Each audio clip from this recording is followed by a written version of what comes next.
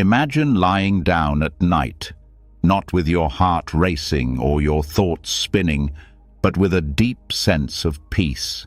Imagine closing your eyes and feeling like, finally, you can let go of the pressure, of the fears, of everything you couldn't control during the day. What if, while you slept, your mind was learning how to be calm? What if your anxiety wasn't something you had to fight, but something you could gently release, little by little, breath by breath? But let's be honest. How many nights have you spent staring at the ceiling, your chest tight, your thoughts jumping from one worry to the next? How many times have you wished for a pause button for your mind, your emotions, your stress? The truth is, anxiety doesn't just attack during the day. It follows us into the night. It whispers when the world is quiet. It steals our rest. But tonight, that can change. In this audio, you're going to experience over 3 hours of powerful Buddhist wisdom designed to help you let go of anxiety, not by force, but with understanding. These aren't just calming words. They are teachings that have helped millions find freedom, not just in their minds, but in their lives. And here's the best part. You don't need to do anything. Just listen. Let the words wash over you. Let the ancient teachings slowly rewire how you see your thoughts, your fear, and even yourself. So before we begin, make a simple promise to yourself. Say it silently, or if you can, write it in the comments. Tonight, I choose peace. I choose to heal. I am ready to let go. You're not just saying a phrase, you're giving your mind new instructions. With repetition, that message goes deep. And when it goes deep, healing begins. So take a deep breath, settle in, and let the journey begin.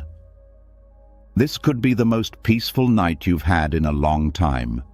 Some nights, the weight in your chest doesn't feel like fear. It feels like confusion, like your own thoughts have turned against you and you don't know which one to follow. Some thoughts feel urgent, some feel true, some are just noise, but they all pull you in different directions. It becomes exhausting, not because of what's happening in your life, but because of how your mind keeps reacting to everything, even when you wish it could just stop. And maybe you've tried to distract yourself. Maybe you've repeated mantras or watched videos or counted your breath. But the tension doesn't leave, because deep down, you don't just want relief. You want freedom. You want a different relationship with your own mind. That's where the ancient Buddhist teaching of Yoniso Manasikara, or wise attention, quietly begins its work. Wise attention isn't just thinking positively. It's not forcing yourself to be calm. It's not ignoring reality. It's learning how to place your attention where it truly helps and stop feeding the thoughts that make you suffer. Not every thought deserves your focus. Not every emotion deserves your belief. And once you understand how attention shapes your entire mental world, anxiety begins to lose its grip. The Buddha didn't just say, "Don't worry." He taught people to look clearly.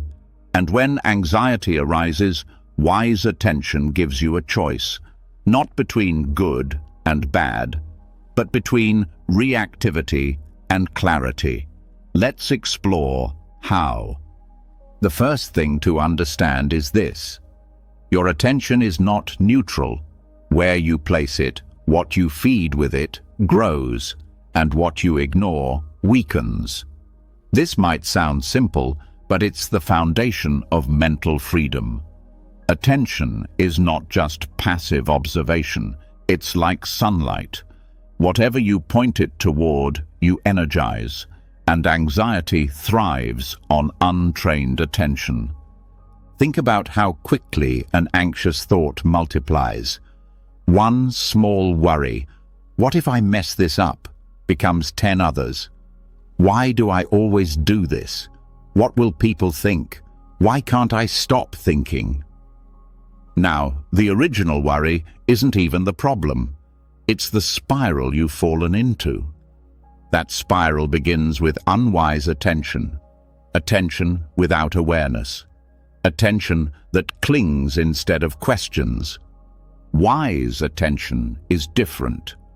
It notices the thought, but doesn't chase it.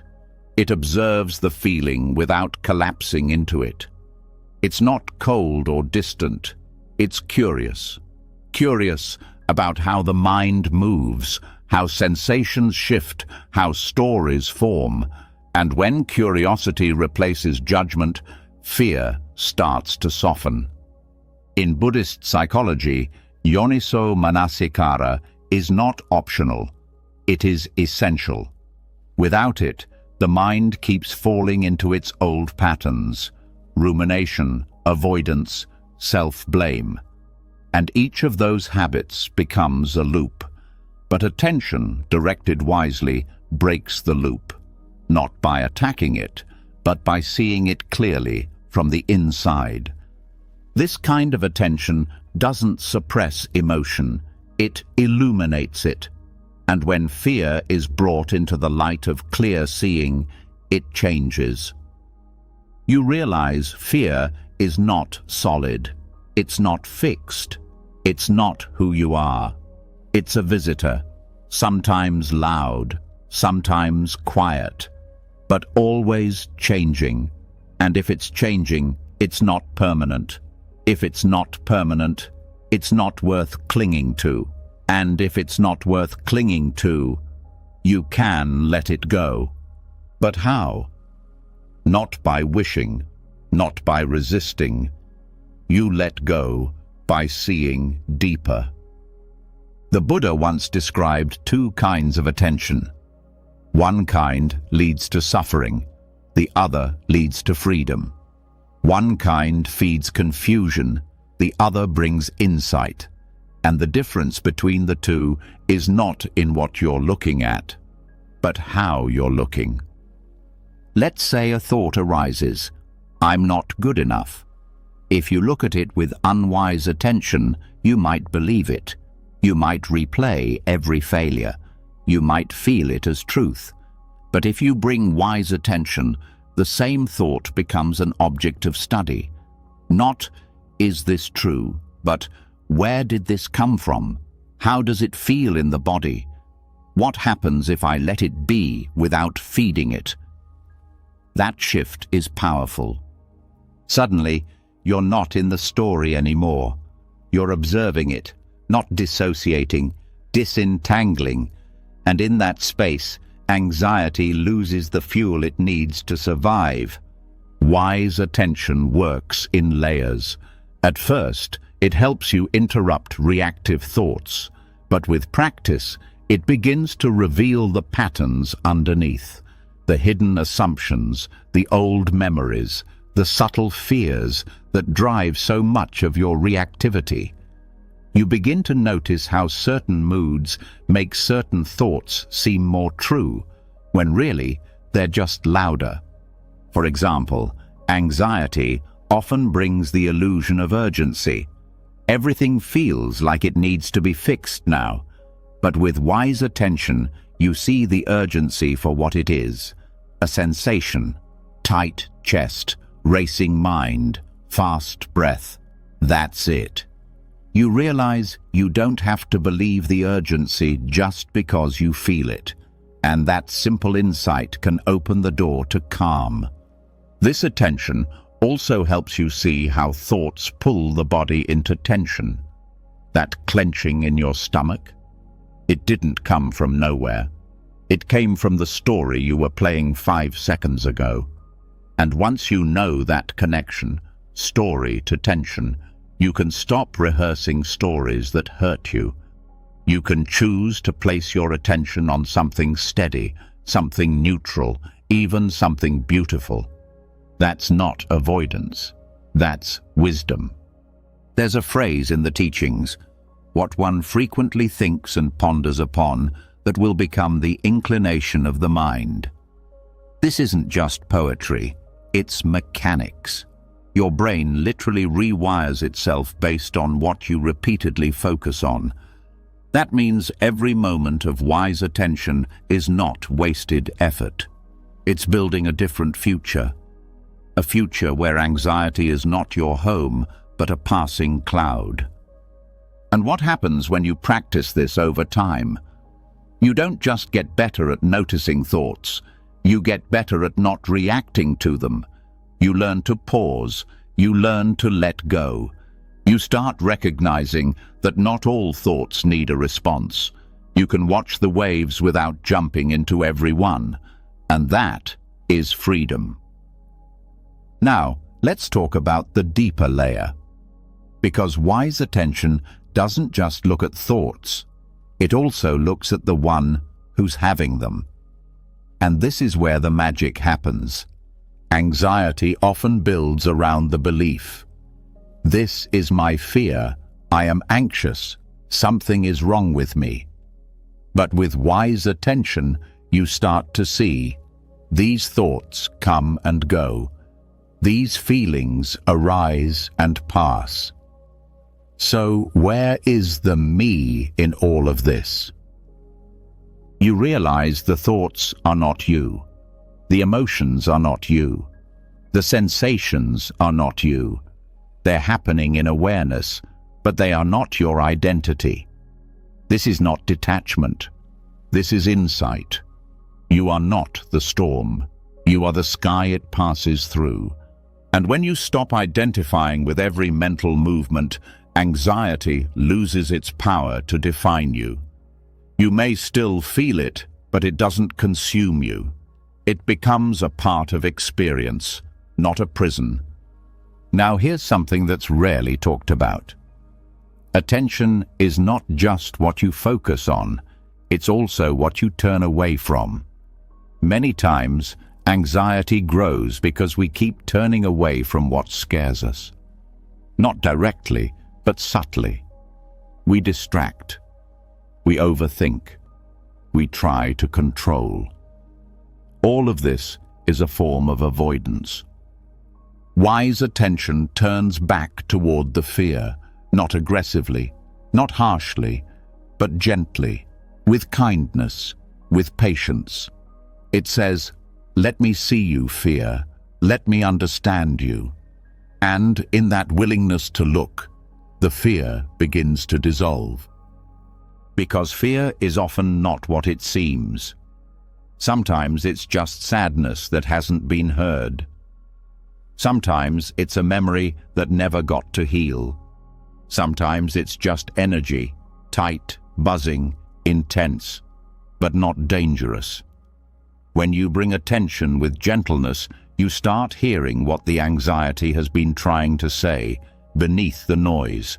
And often, what it's saying is this: I want to feel safe.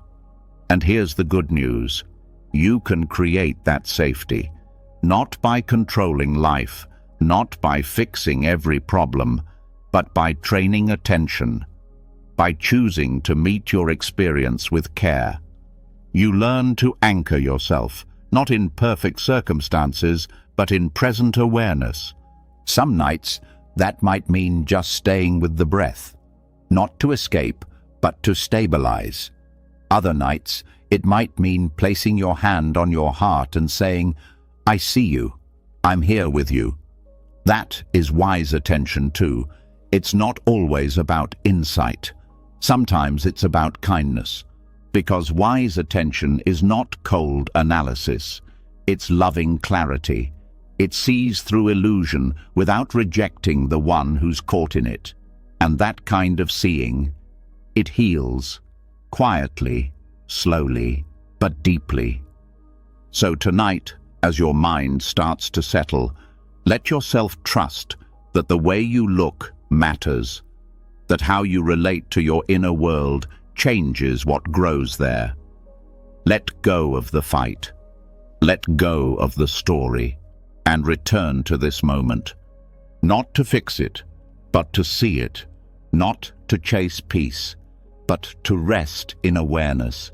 Because right now, in this quiet space, you're not broken, you're not lost, you're learning to see differently. And sometimes, that's all it takes to begin again. And yet, even when we begin to see clearly, even when we learn to place our attention wisely and soften the grip of anxious thinking, something deeper can still stir quietly beneath the surface. A doubt, a weight, a question that keeps returning in new forms. Why is this happening to me? What did I do wrong? Am I being punished for something? This layer of anxiety isn't about the present moment. It's about meaning. It's about cause and effect. And when that understanding is twisted or misunderstood, suffering grows quietly in the shadows. Many people carry a hidden belief that every painful experience in their life is the result of some mistake they made, perhaps in this life, perhaps in some past one. They may not say it aloud, but it shows in how they treat themselves, in the shame they carry, in the guilt they hide, in the sense that life is some kind of moral scoreboard. This misunderstanding of karma or karma is not only common, it's harmful, because when we don't understand the truth of cause and effect properly, it doesn't just confuse us. It turns our own suffering into a story of personal failure. Karma in the Buddhist teaching is often misunderstood as some kind of divine punishment or cosmic reward system. But that is not what the Buddha taught. Karma is not fate. Karma is not judgment. It is cause and effect. It is action and result. Nothing more, nothing less. But that's what makes it powerful and gentle at the same time. When you act with intention, you plant a seed. That seed may grow quickly or slowly, or not at all if conditions don't support it. But it's not personal. It's natural. Just as planting a mango seed doesn't guarantee you'll eat mangoes next week. Actions take time to ripen, and many other conditions affect the result. So when pain arises, it doesn't mean you did something wrong. It simply means that causes and conditions have come together to create this moment. That's all. The moment does not have to mean anything about your worth. This understanding brings a quiet freedom. Because when you let go of the belief that your suffering is a punishment, you stop adding a second layer of pain, the layer of guilt. And without guilt, you can actually be present with what's happening now, without spiraling into shame or confusion. But still, some people ask, if karma is real, then doesn't that mean I deserve what's happening? This question itself comes from a misunderstanding of the teaching.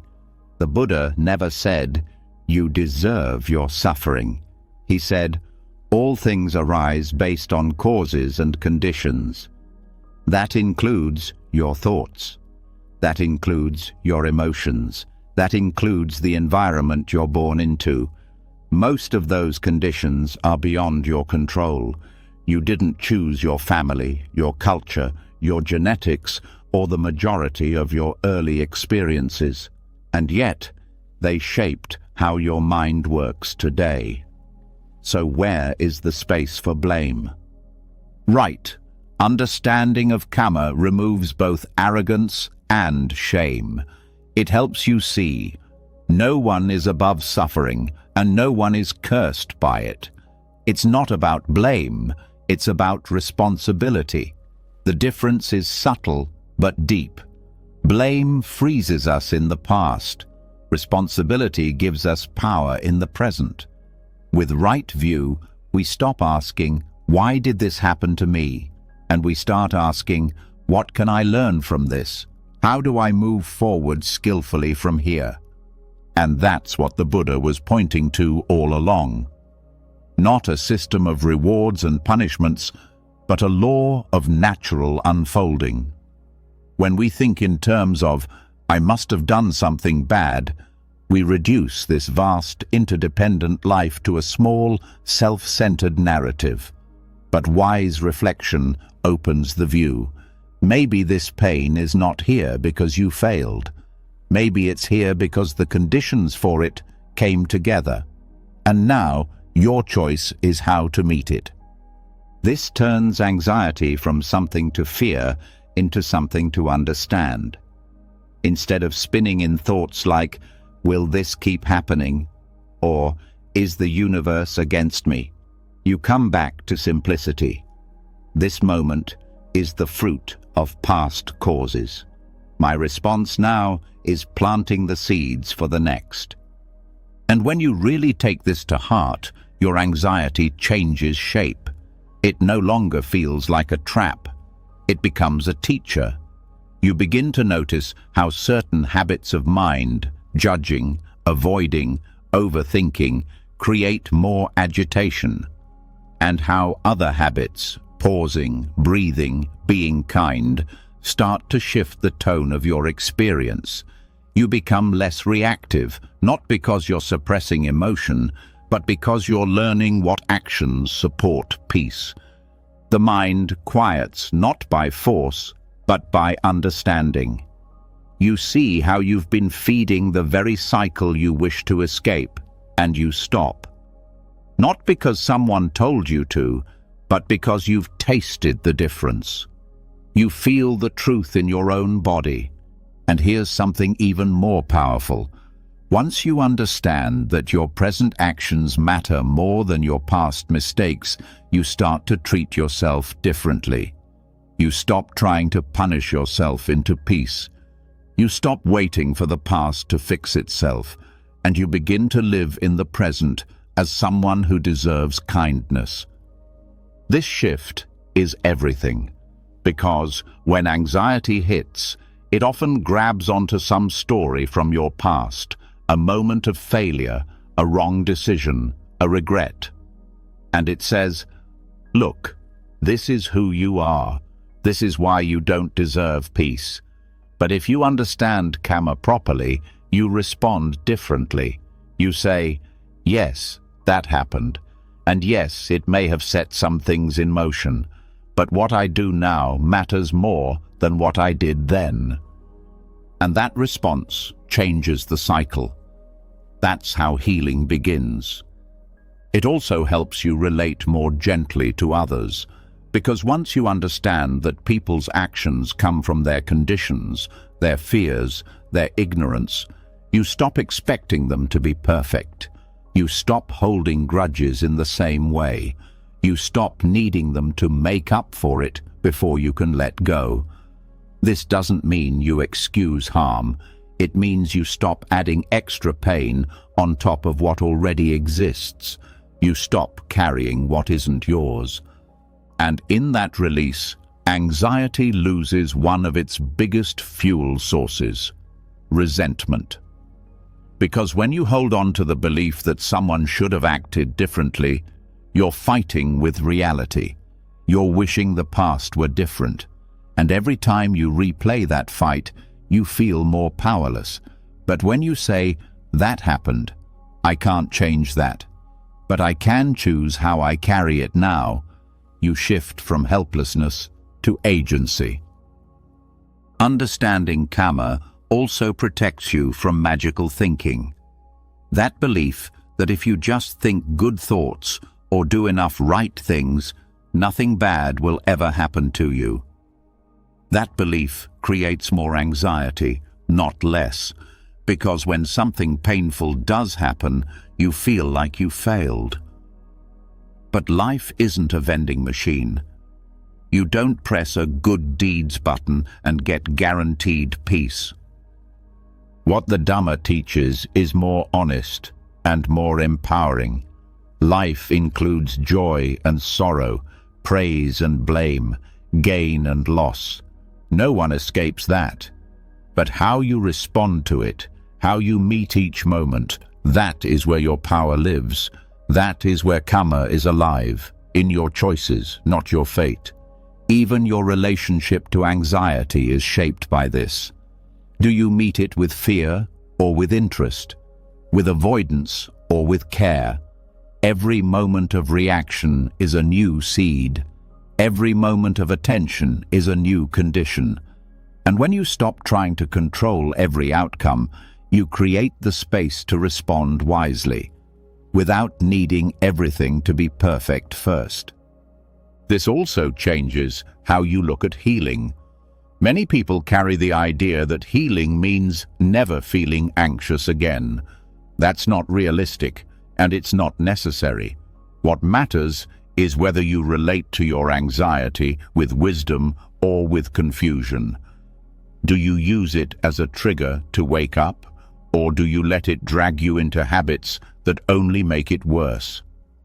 With right understanding of karma, even anxiety becomes part of the path, not something that blocks your progress, but something that reveals where your attention is still caught, where your heart still wants care. The anxiety becomes a signal, not a sentence, and that shift makes all the difference. It also helps with something very subtle, something most people don't even realize they're doing, trying to spiritually earn their way out of pain.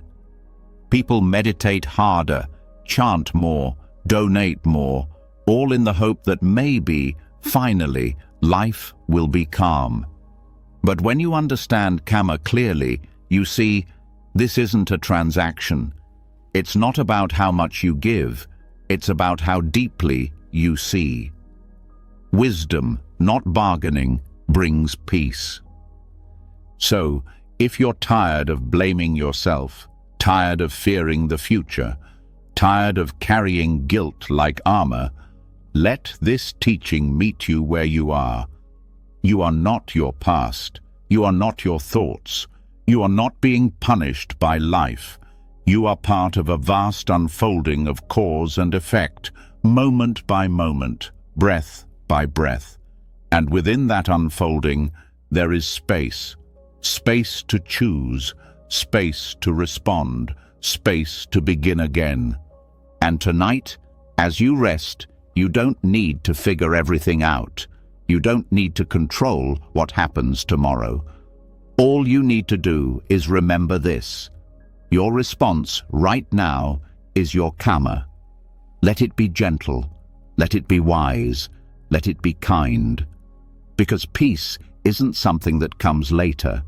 It's something that begins when you stop running, stop judging, and start living this very moment with understanding. Even after we let go of guilt and understand that we're not being punished by life, a different kind of question starts to rise. Not, why is this happening to me? But, how is this happening at all? What is it that takes a neutral moment and turns it into fear? What starts that heavy feeling in the chest, that spiral in the mind, that sudden need to escape, even when nothing outside has actually changed? There's a deeper mechanism at work, subtle, fast, and almost invisible unless you know where to look. But when you begin to see it clearly, the grip of anxiety starts to loosen, not because the feeling disappears, but because the chain that gives birth to it gets interrupted. This is what the Buddha revealed in the teaching of dependent origination, or Paticca Samuppada, one of the most profound yet practical teachings in the entire Dhamma. This teaching isn't a theory or belief system. It's a way to see the exact steps by which suffering, including anxiety, comes into being. And even more importantly, it shows how to stop it from taking over. Anxiety doesn't appear out of nowhere. It's not dropped onto us from some mysterious place. It unfolds. It builds. It's conditioned. Like a fire, it needs fuel. And if we can understand what keeps feeding it, we can learn how to stop throwing in more wood, even when the fire is already burning. The Buddha laid out a clear sequence of conditions, 12 links, each one giving rise to the next. This isn't something abstract. It's a description of your experience, moment to moment. Let's start at the beginning. The first condition is ignorance, not knowing, not in the academic sense, but in the experiential sense, not seeing reality clearly. This means not understanding how the mind works, how thoughts form, how emotions arise, how everything is impermanent and not self. When this kind of ignorance is present, the rest of the chain unfolds automatically. From ignorance comes volitional formations, habits, tendencies, mental reactions. These are the patterns your mind has learned over years. For example, if you grew up in an unpredictable environment, your mind might have developed a habit of always scanning for danger. That scanning becomes automatic. It's a formation. It's not wrong. It's just conditioned by past experience.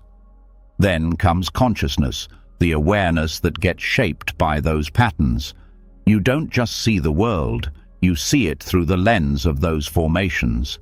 That's why two people can be in the same situation, but only one feels anxious. It's not the situation. It's how consciousness is formed. Next, this consciousness meets name and form, the mental and physical experience, body and mind, thoughts and sensations.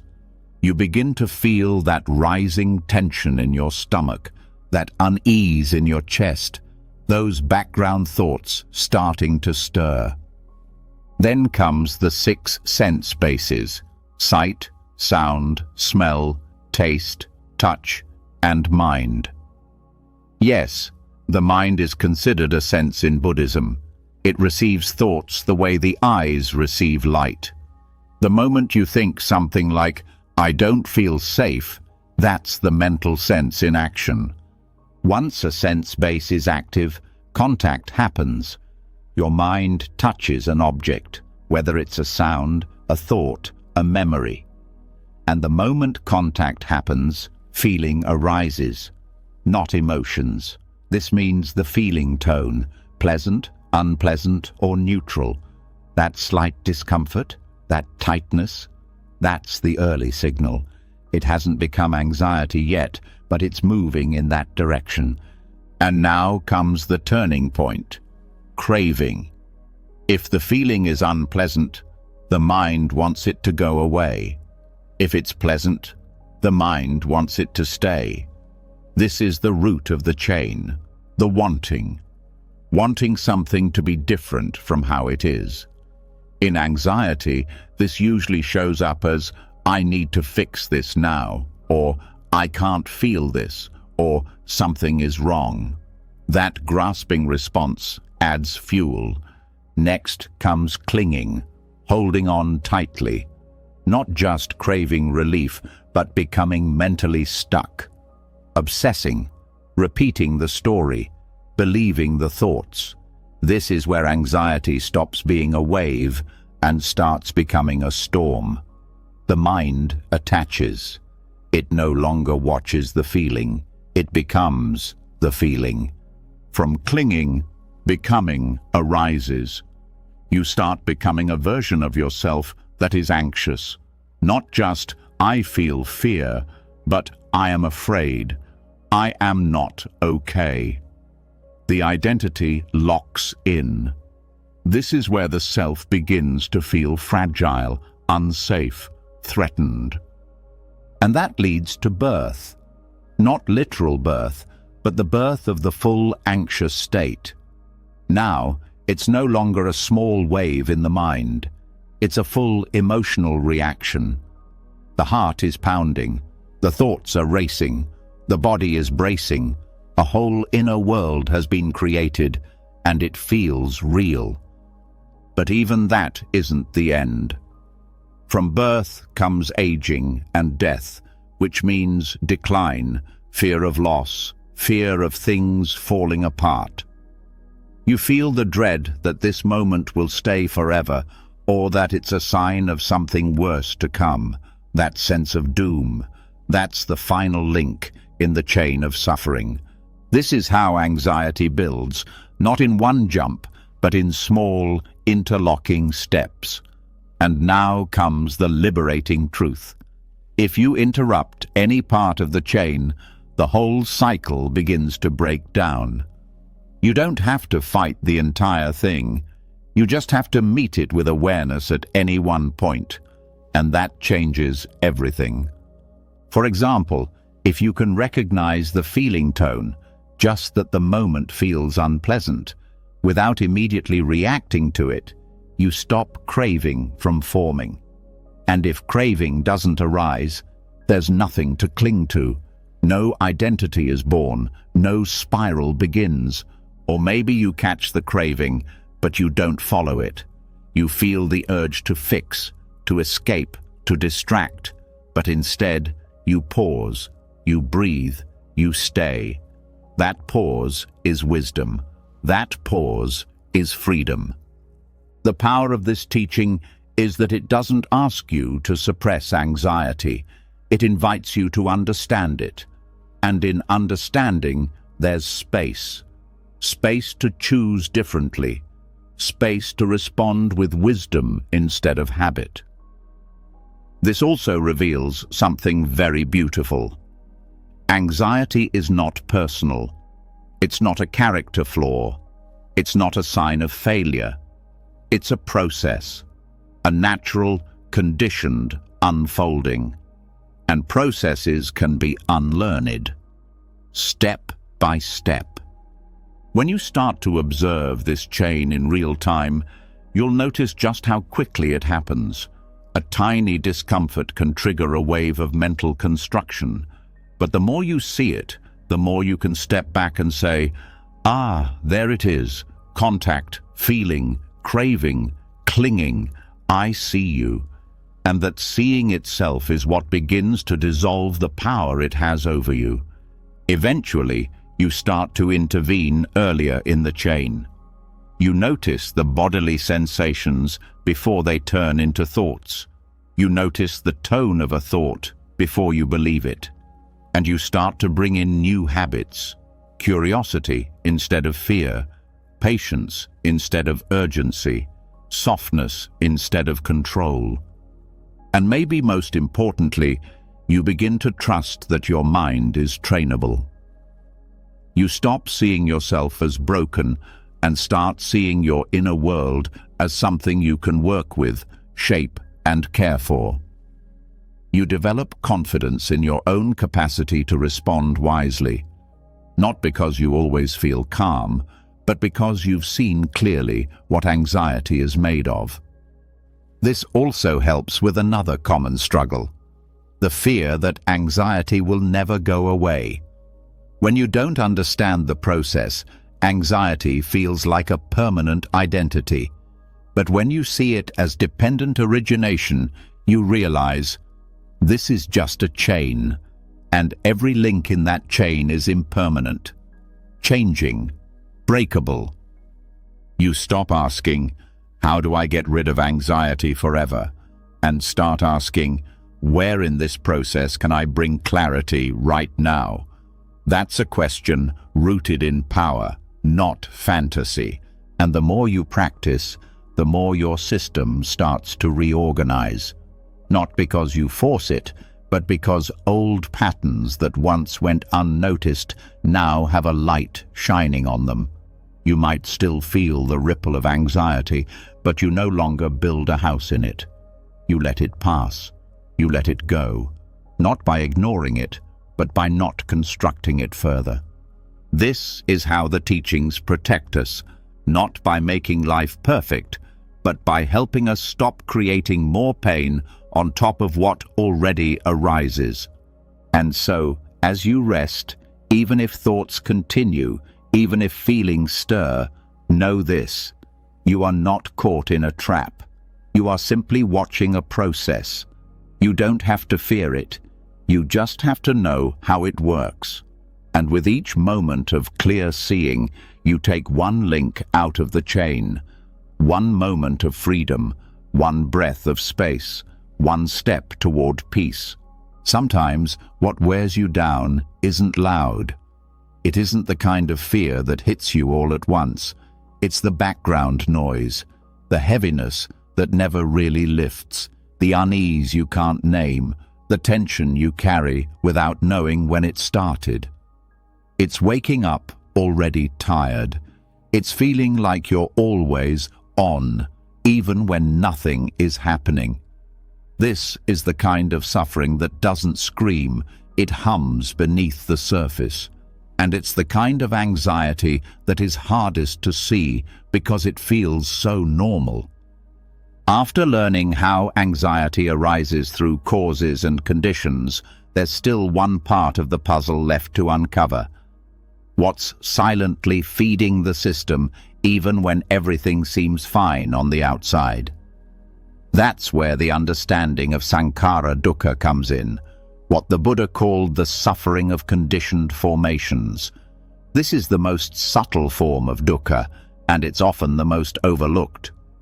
To understand sankhara dukkha, we have to go back to the concept of sankharas, which are mental formations, patterns, reactions, habits, and constructions in the mind.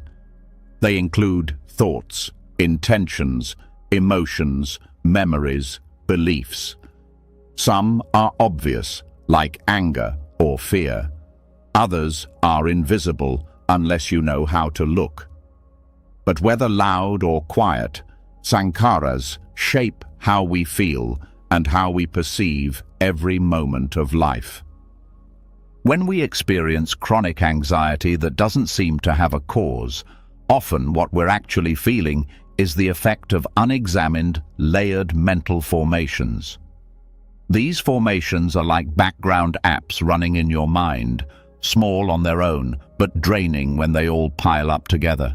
You don't notice them directly, you just feel their weight.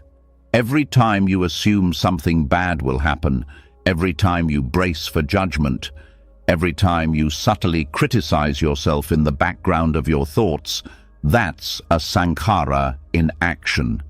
And because they've been repeated for so long, they begin to feel like part of your personality. But they're not you.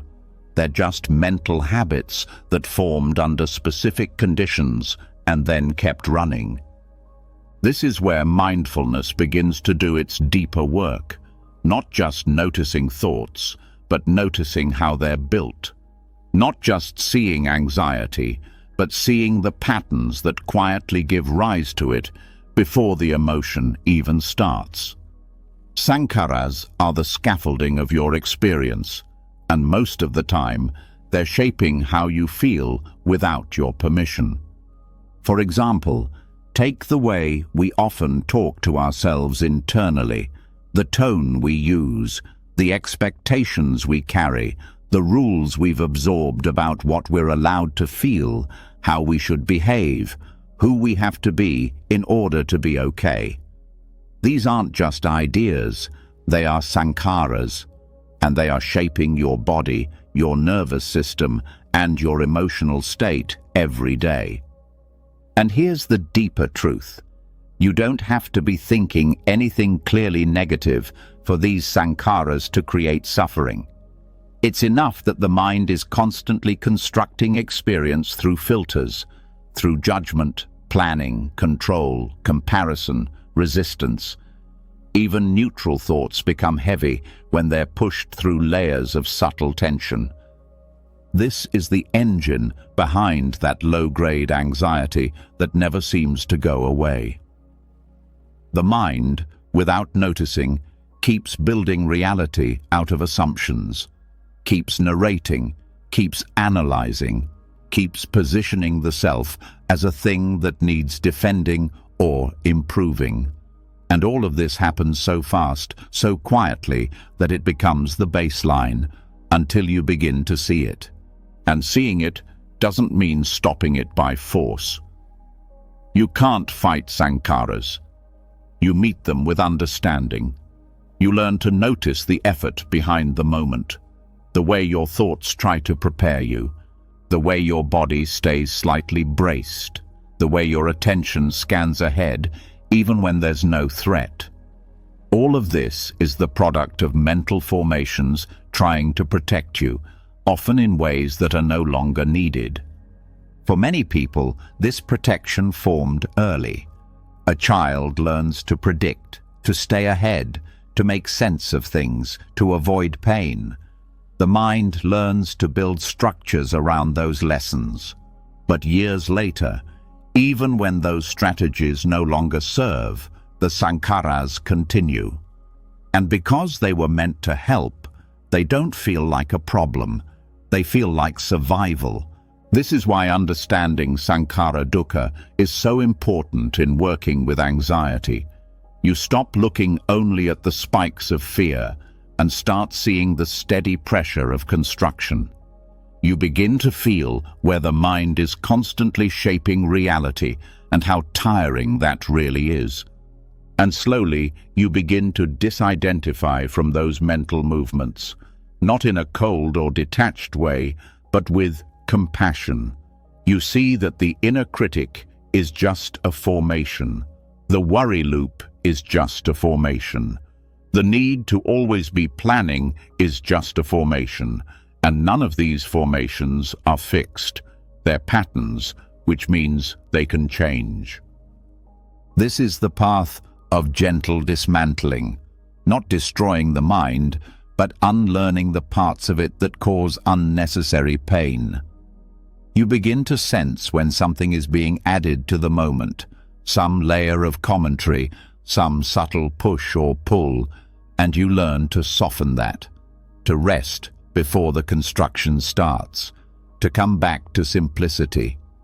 That simplicity is not emptiness, it's clarity. It's the relief of being with experience as it is before the mind starts shaping it into something else. And that's where peace lives, not in the absence of feeling, but in the absence of fabrication. Even physical tension can be tied to sankhara dukkha. Chronic tightness often reflects chronic internal shaping. The jaw clenches not just from stress, but from the effort to hold the self together in a certain way. The shoulders lift because the body is bracing against something the mind believes might happen. When you begin to relax the mental formations, the body starts to follow. But this is not an instant process. Sankharas don't disappear just because we see them. They're sticky because they've been practiced, they've been reinforced. So the practice is patience, staying with the unfolding, seeing again and again, this thought, this reaction, this identity I keep picking up. It's a pattern, not a truth. The Buddha used the image of a chariot to describe the self. The self is made up of parts: body, feeling, perception, formation, consciousness. But there is no unchanging thing in control, just a process, just movement. Sankhara dukkha comes from treating that process as a solid identity, constantly trying to build and hold it up. When you stop building, even for a moment, something different is felt. Not emptiness in the scary sense, but spaciousness. An ease that comes from not needing to be anyone special, not needing to fix every moment, not needing to prove your worth through your thoughts. This is the heart of healing anxiety at the level of formation. You stop feeding the need to shape experience. You allow what is already here, and in doing so, you step out of the momentum of constant becoming. That doesn't mean you become passive. It means you become free. Free to act without pressure, free to rest without guilt, free to feel without resistance, because you're no longer measuring every moment against the mind's old blueprints. This practice leads to a kind of stillness, not frozen, but quiet. A stillness that doesn't come from control, but from releasing the need to control. The formations settle. The mind breathes. And in that breathing, you start to trust that you don't need to build peace. You need only stop constructing suffering. Even after you learn to see the patterns, even after you notice the thoughts, even after you loosen the grip of mental formations, something still holds on. Not the anxiety itself, but the one who is anxious. A quiet, persistent voice inside that says, "This is happening to me. I am the one who suffers. This is my fear, my failure, my story." It's not loud, but it's convincing. It creates a deep sense of personal weight. And it's that weight, more than any single thought or emotion, that keeps anxiety alive. This is where the Buddhist teaching of anatta, or non-self, becomes more than a philosophy. It becomes medicine. Because as long as we believe there is a solid, unchanging me who must hold everything together, we keep reinforcing the very stress we want to escape. We keep trying to protect an identity that doesn't actually exist the way we think it does. Non-self doesn't mean you don't exist. It doesn't deny your presence or your experience. What it questions is the idea of a fixed, permanent, independent self who is always in control. The Buddha taught that what we call self is really just a collection of processes: body, feeling, perception, mental formations, and consciousness. None of these are stable, none of them stay the same, and none of them are you in any solid way. But because we grow up being taught to see ourselves as singular and fixed, I am this kind of person, I'm not good at that, this is who I am, we cling to roles, labels, and stories. We build our identity out of them. And then, when life challenges those roles, when something threatens who we believe we are, we suffer, not just from the situation, but from the belief that I am being attacked. I am failing. I am not enough. Anxiety rooted in identity is often the hardest to ease because it feels deeply personal. If you think you're someone who must always be competent, any mistake feels like danger. If you believe you're someone who must always be kind, any moment of anger feels like shame. If your sense of self depends on being strong, then any fear must be denied or hidden. And this is how anxiety becomes fused with identity. You're not just anxious, you're afraid of what your anxiety says about who you are. But when you start to see that this self is a moving target, something shaped by thoughts, moods, history, and momentary conditions, you begin to soften. You don't have to defend a permanent identity. You don't have to live up to a fixed version of yourself. You don't have to believe that your current state defines your worth. This creates space. And in that space, the pressure drops. Because now you can feel anxious without it becoming your identity. You can feel fear without it meaning you're weak. You can rest without proving you deserve it. There is nothing fixed to protect, only a flowing experience to meet with clarity. One of the most powerful effects of understanding non-self is the release of perfectionism. Perfectionism is built on the illusion of a fixed self that must always meet certain standards. But if there is no fixed self, then there is no perfect version of you to maintain. There is only this moment, unfolding through causes and conditions, shaped by awareness or by habit. You don't need to perform, you just need to see clearly.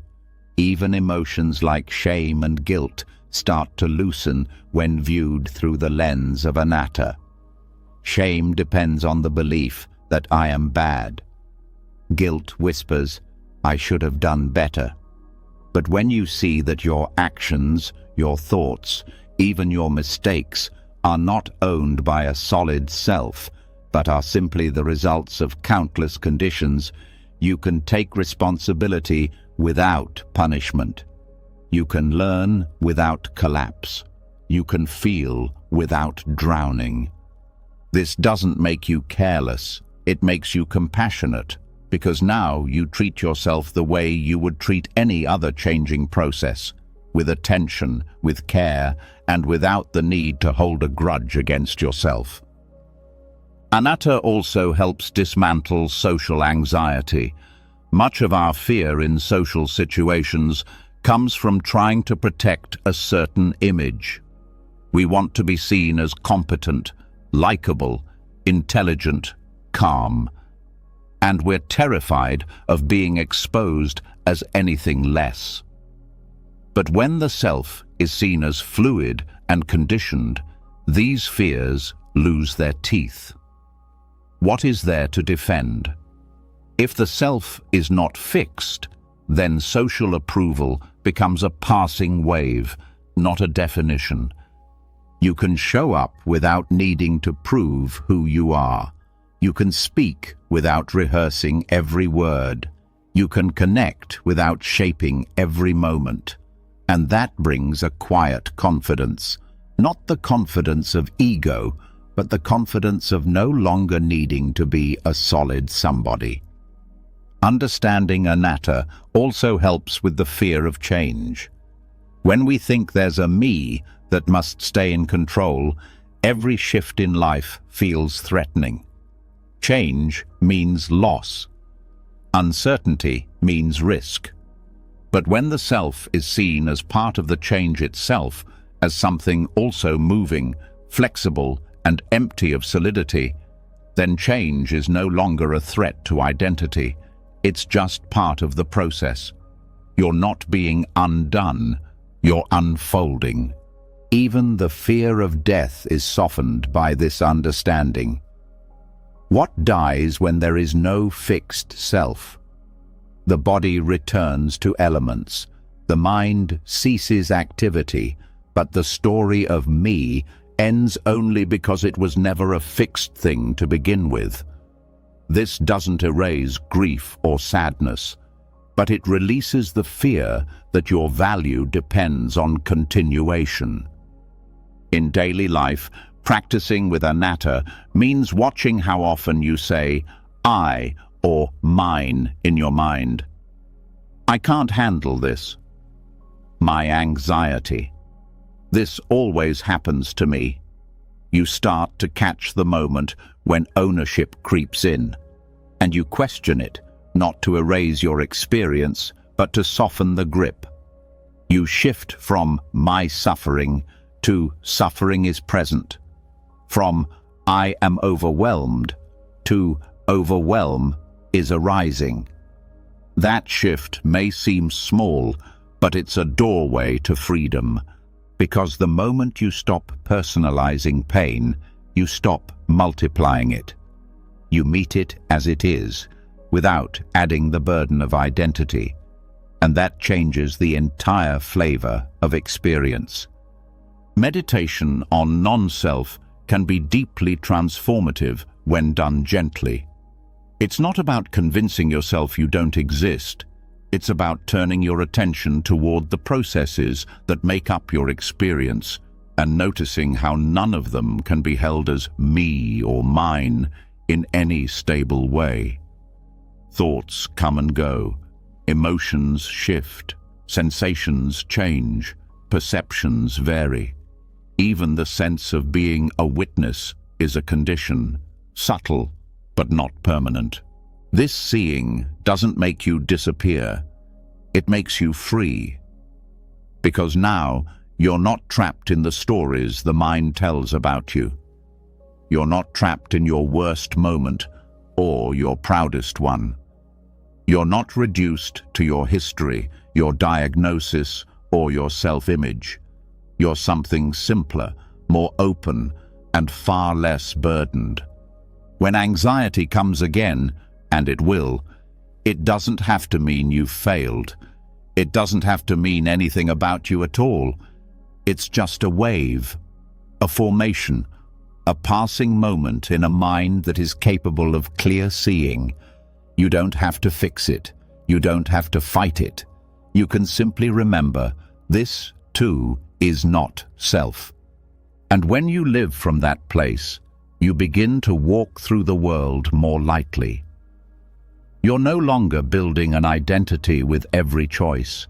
You're no longer collapsing every mistake into a crisis of self-worth. You're no longer living inside a cage built out of stories. You're just here, breathing, responding, being. Not as a fixed someone, but as awareness meeting the moment. And in that awareness, anxiety loses the solid ground it needs to grow. This is not a quick fix. It's a quiet unfolding. But each time you loosen the grip of identity, something shifts. A little more space, a little more calm, a little more freedom to just be without needing to be someone. Once you stop holding on to the fixed idea of who you think you are, a new kind of space opens up. But in that space, another question appears quietly. If there's no permanent self here, then what is here? What is this experience we keep calling me, and why does it feel so real, especially when fear takes over? To answer that, the Buddha didn't point to an abstract theory. He offered a clear, practical way of seeing through the illusion, not by rejecting life, but by understanding it through the lens of what are known as the 5 aggregates. This teaching is not about philosophy. It's a tool, a way to break apart suffering and see what it's really made of. Because anxiety is not one solid thing. It's a collection of shifting experiences that get stitched together by habit and mistaken identity. When you take the time to look into these parts, the body, the feeling tone, the perceptions, the mental habits, and the awareness itself, something surprising happens. The fear becomes less sticky. The pressure starts to loosen, and the experience you once thought was unbearable starts to change. The first aggregate is the body, form, matter, physical sensation. In the experience of anxiety, this is often where it's felt first. A racing heart, tight shoulders, tension in the stomach, shallow breath. These are not random symptoms. They're part of the structure of anxiety. And yet, so often, instead of simply noticing these sensations as changing physical conditions, we add meaning. We interpret them as proof that something is wrong. But the body doesn't have an agenda. It reacts to the nervous system, to thoughts, to old memories. When you see bodily sensations as just form, just the body doing what bodies do, you stop fueling panic with interpretation. This doesn't mean disconnecting from the body. It means relating to it differently, letting it speak in its own language without translating every feeling into a fear. A fast heartbeat is just that, a fast heartbeat. Tension in the chest is a signal to breathe, not a sign that you're in danger. The body changes constantly, and anxiety shows up and fades through those changes. Holding the body with awareness instead of fear is the beginning of calm. The second aggregate is feeling, not emotion, but the tone of experience. Every moment feels pleasant, unpleasant, or neutral. That's it. But from that simple feeling tone, entire stories grow. When the moment feels unpleasant, the mind rushes to label it. I can't handle this. This is bad. Make it stop. And now, the mind isn't just feeling, it's reacting. But if you pause and notice the raw tone of experience, without adding anything, you interrupt the chain. This is what allows you to be with discomfort without turning it into suffering. You notice the burning in your chest and say, unpleasant. That's enough. You don't need to chase it or fix it. You stay with the feeling tone and let it move. Because it will move. No feeling tone lasts. What keeps it stuck is the resistance. But when you stop resisting and simply observe the tone, pleasant or unpleasant, it loses its grip. This doesn't require effort, it requires presence. The third aggregate is perception, the way the mind recognizes patterns and labels experience. Perception is what tells you, that's a threat, or this is like before, or I know what this means. But perception isn't always accurate. It's filtered through memory, mood, and conditioning. It sees through a lens that's been shaped by your past. So, when anxiety arises, perception might instantly frame it as dangerous, even when it isn't. Seeing perception as part of the process helps you question your immediate conclusions.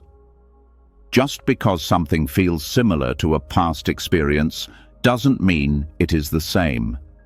Just because the mind labels a situation as risky doesn't mean it actually is. You start to recognize that your perception is not reality. It's one interpretation, shaped by habit. And in that recognition, you start to loosen your loyalty to the anxious storyline. This is a powerful shift, because it means you don't have to believe everything your mind tells you. You can step back and say, this is just perception. Not to dismiss it, but to see it as a constructed layer, not a truth.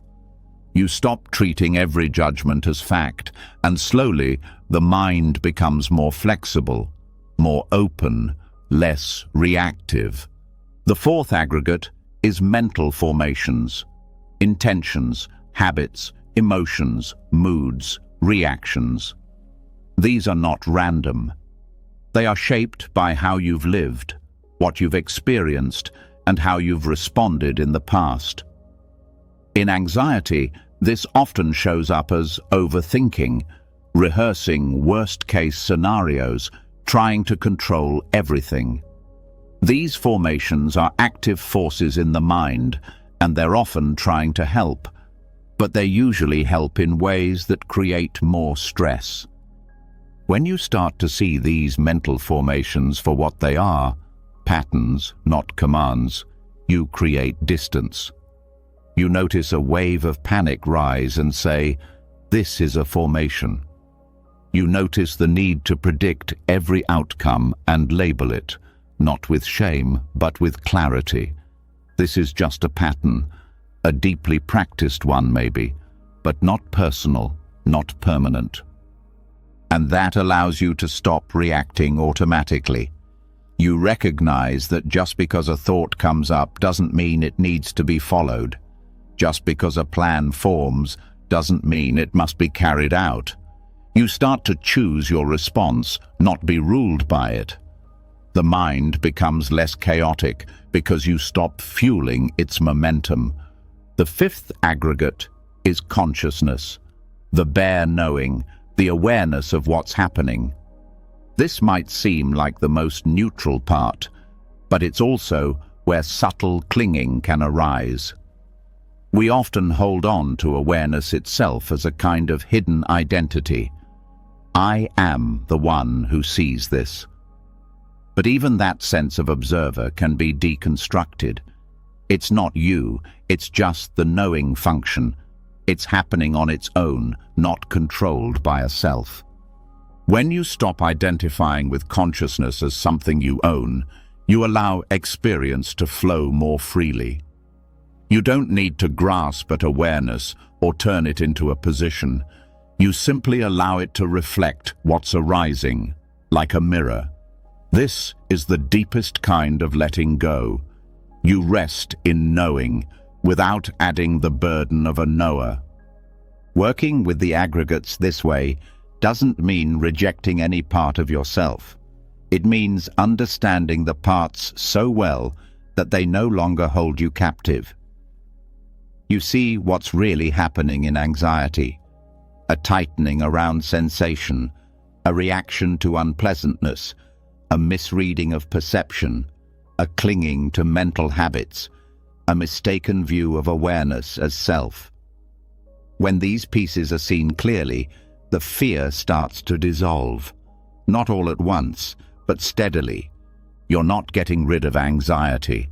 You're breaking the illusion that it defines you. You're seeing that what you called my fear is really just a combination of form, feeling, perception, formation, and consciousness.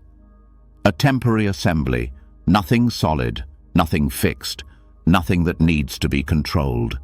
This is not denial, it's deeper honesty. You're not bypassing the experience, you're getting underneath it.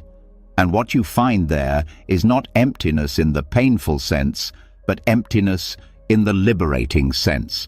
There's nothing to hold on to, and that's where the holding starts to stop.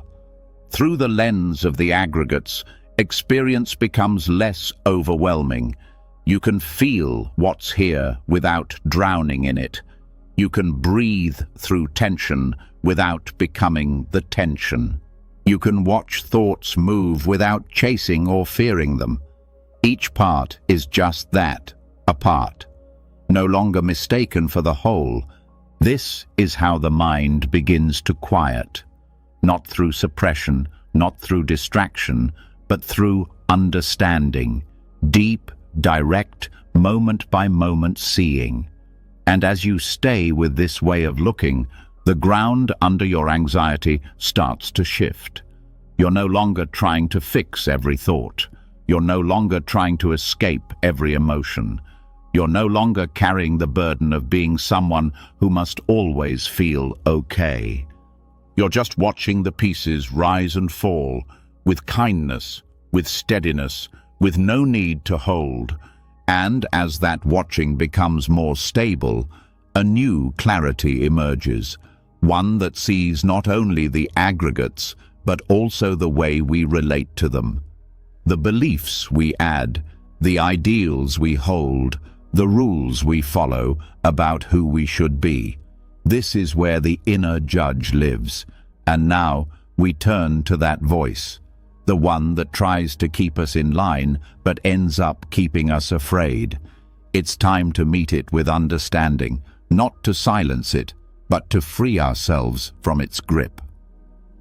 Once the aggregates are seen clearly, once you begin to understand the building blocks of experience and stop clinging to them, there's a natural lightness that arises.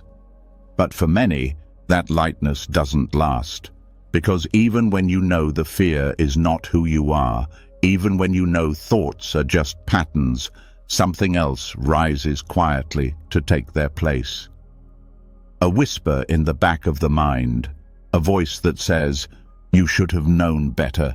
You should be past this by now. You're not doing enough." This is the inner judge, and it is one of the most persistent causes of anxiety. It doesn't scream like fear. It doesn't flood like panic. It criticizes. It doubts. It holds up impossible standards and then punishes you for not meeting them. This voice often sounds like morality. It sounds like conscience. It sounds like self-improvement. But it's rooted in distortion. And unless it's understood, it will keep turning every spiritual insight into a new reason to feel inadequate. To work with this, you have to begin by seeing where the voice came from. No one is born with shame. Shame is taught, sometimes by family, sometimes by religion, sometimes by culture. It enters when you are young, when you don't yet know how to filter what's true, and so you absorb the idea that being loved means being good, and being good means following rules perfectly. And over time, being human starts to feel like a failure. Anxiety feeds on this kind of thinking. It attaches to your sense of right and wrong. It tells you that every mistake is proof of your unworthiness, that if you're not constantly doing the right thing, thinking the right way, being the right kind of person, you're failing. The pressure never ends, and eventually you stop trying to be free. You start trying to be perfect. This is where Buddhist ethics offers a different path. Morality in the Dhamma is not about obeying rules out of fear. It's about living in a way that supports inner peace. Right view on morality starts with compassion, not control. It's not about proving your worth. It's about creating conditions that lead to clarity and calm. That means your mistakes are not sins. They are causes with effects. If you speak harshly, it creates tension. If you act dishonestly, it creates confusion. But this is not punishment. It's simply the way things unfold. And because the effects are natural, they can be understood and changed. There's no eternal guilt to carry. Only learning to do better, not because you're broken, but because you want peace. When the inner judge doesn't understand this, it turns ethics into a weapon. It says, you meditated today, but not long enough. You were kind, but not perfectly patient. You slipped into worry again. How could you? And now, what was meant to be a path of freedom becomes a tool of pressure. The judge often confuses discipline with self-rejection. But the Buddha taught that discipline arises naturally when you see clearly. You don't have to force yourself to behave. You want to live in a way that brings peace, and if you forget, you begin again. That's enough. The inner judge resists this softness because it believes harshness is necessary for growth. But the Dhamma shows again and again, clarity, not cruelty, leads to change. Guilt and shame are two of the most common tools the inner judge uses. Guilt says, I did something bad. Shame says, I am bad. Both are heavy. But guilt can sometimes be useful if it's brief and if it leads to wise action. Shame, on the other hand, serves no purpose. It shuts down the heart. It stops learning. It keeps you stuck in a loop of proving your worth, and that's where anxiety thrives. To free yourself from this loop, you must question the assumptions beneath it. Who taught you that you are only lovable when perfect? Who convinced you that making mistakes means you don't belong? Often, those beliefs come from others who were also carrying fear. Fear dressed as morality. Fear wrapped in expectations. But now, as an adult, you have a choice. You can stop passing that fear on to yourself. You can begin to practice a morality based on intention. This means looking not at whether your actions are always perfect, but whether they come from awareness, kindness, and a wish to grow. When your intention is rooted in care, you don't need to beat yourself up for every misstep. You simply adjust, gently, like steering a boat. Not violently, just noticing and correcting course. This view also changes how you see spiritual progress. The inner judge wants every meditation session to be profound. It wants instant peace. But the path doesn't unfold in straight lines. Some days are clear, some are messy, some feel like going backward. But progress in the Dhamma is measured not by perfection, but by presence. Did you see the pattern sooner? Did you return more quickly? Did you speak with more kindness, even just once. These are signs of growth, and they matter. Letting go of the inner judge doesn't mean losing all structure. It means replacing pressure with integrity. You still keep precepts, you still reflect on your actions, but you do it with wisdom, not fear, with self-respect, not self-rejection. You recognize that living ethically is not a burden, it's a gift to your future self. This clarity is especially important when you're dealing with long-term anxiety, because chronic fear often comes with a long list of shoulds. I should be better by now. I shouldn't feel this way. I should know what to do. And each of those beliefs adds tension. You're not just anxious, you're anxious about being anxious. And the judge is right there, feeding the fire. When you meet the inner judge with mindfulness, you start to disarm it. You hear the voice, but you don't believe it. You say, "Thank you, but I don't need that right now." You see the harsh thought as a conditioned reaction, not a truth. And you begin to replace it with a wiser voice, a voice that knows the difference between being responsible and being ruthless. This voice says, "You're learning, you're growing, you're allowed to rest."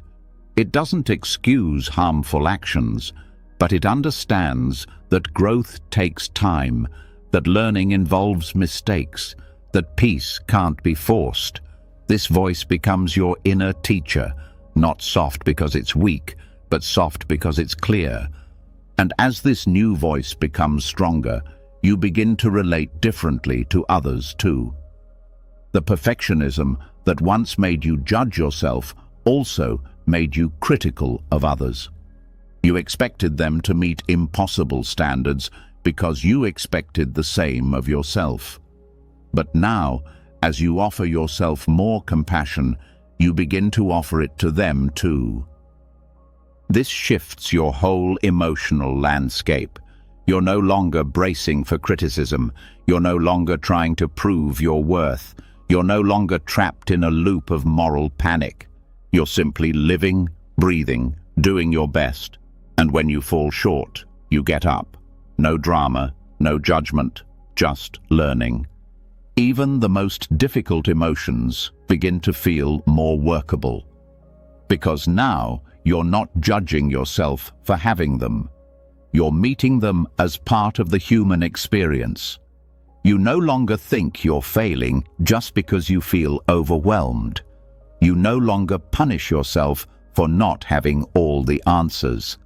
You bring the same kindness to your inner world that you would offer to someone you truly love. And that's the key. Love is what the inner judge fears the most. Because love can't be earned through performance. Love comes when you stop performing, when you drop the mask, when you rest in who you are, flaws and all. The more you practice this, the less power the judge has. It may still whisper, but you'll know it's just noise, and you'll return again and again to the truth. You are already enough. You were never meant to be perfect. You were meant to wake up. When the harsh voice inside you begins to quiet, what remains is not silence, it's sensation. The subtle currents underneath every experience. Before the thought forms, before emotion takes shape, before you judge anything as right or wrong, something else is already happening. A tone, a flavor, a felt response. This is where reactivity begins, not in words, but in Vedana, the raw, feeling tone of experience. This is the place most people never notice. Not because it's hidden, but because it's too close. It happens in every moment, pleasant, unpleasant, neutral. These tones arise again and again, touching every thought, every sound, every memory, every breath. And if you don't see them clearly, they quietly decide how you live. You get pulled toward the pleasant, pushed away from the unpleasant, and overlook the neutral entirely. And this push and pull, this constant reaction, builds much of the anxiety you feel. To be free from this cycle, you don't need to get rid of feelings. You need to relate to them differently. You need to train your awareness to meet them without clinging or resisting. That's what mindfulness of Vedana teaches you. And once you understand how to watch this layer of experience without being pushed around by it, your relationship to fear, sadness, craving, and confusion begins to transform. Feeling tone is not emotion. It's much simpler than that. It's the initial impression. Does this moment feel good, bad, or neutral? That impression happens before you think about it, before you name it, before you react. But because it's so fast, the mind often doesn't even notice it. Instead, it jumps straight into wanting or avoiding. When a pleasant tone arises, the mind says, "I want more." When it's unpleasant, the mind says, "Make it stop." And when it's neutral, the mind gets bored, restless, distracted. These three reactions, grasping, aversion, and restlessness, are what keep the wheel of suffering turning. But when you learn to stay with the tone itself, just as it is, without needing it to change, the cycle starts to slow. Mindfulness of Vedana requires deep honesty, because sometimes what feels pleasant is not actually good for you, and sometimes what feels unpleasant is exactly what needs to be seen. If you aren't paying attention, you might chase what's easy and avoid what's true. You might eat to avoid sadness, scroll to escape restlessness, stay busy to avoid discomfort. But these habits keep anxiety alive. They cover the symptom, but never reach the cause. To truly practice with Vedana, you have to become curious. When discomfort arises, can you feel it without flinching? When pleasure arises, can you notice the pull without grabbing it? When nothing much is happening, can you stay present without looking for something to fix? This is the heart of emotional balance, not through control, but through observation. You're not shutting down feeling. You're watching the waves rise and fall without jumping on each one. And over time, you start to see how much energy you've spent trying to manage experience instead of meeting it. The more clearly you see Vedana, the less trapped you feel. You realize that pain is not the enemy. It's the reactivity that hurts. The ache in your chest is unpleasant, but the thought, "This means something is wrong," is what creates panic. The boredom you feel while sitting still is neutral, but the thought, "This is pointless," is what creates restlessness.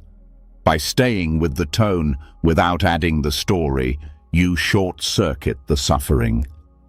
One of the most valuable things this practice teaches is that unpleasant does not mean unsafe. So often, we treat discomfort like danger. But most of what arises in daily life is simply a passing sensation that feels tight or hot or heavy. It's not a threat, it's a message.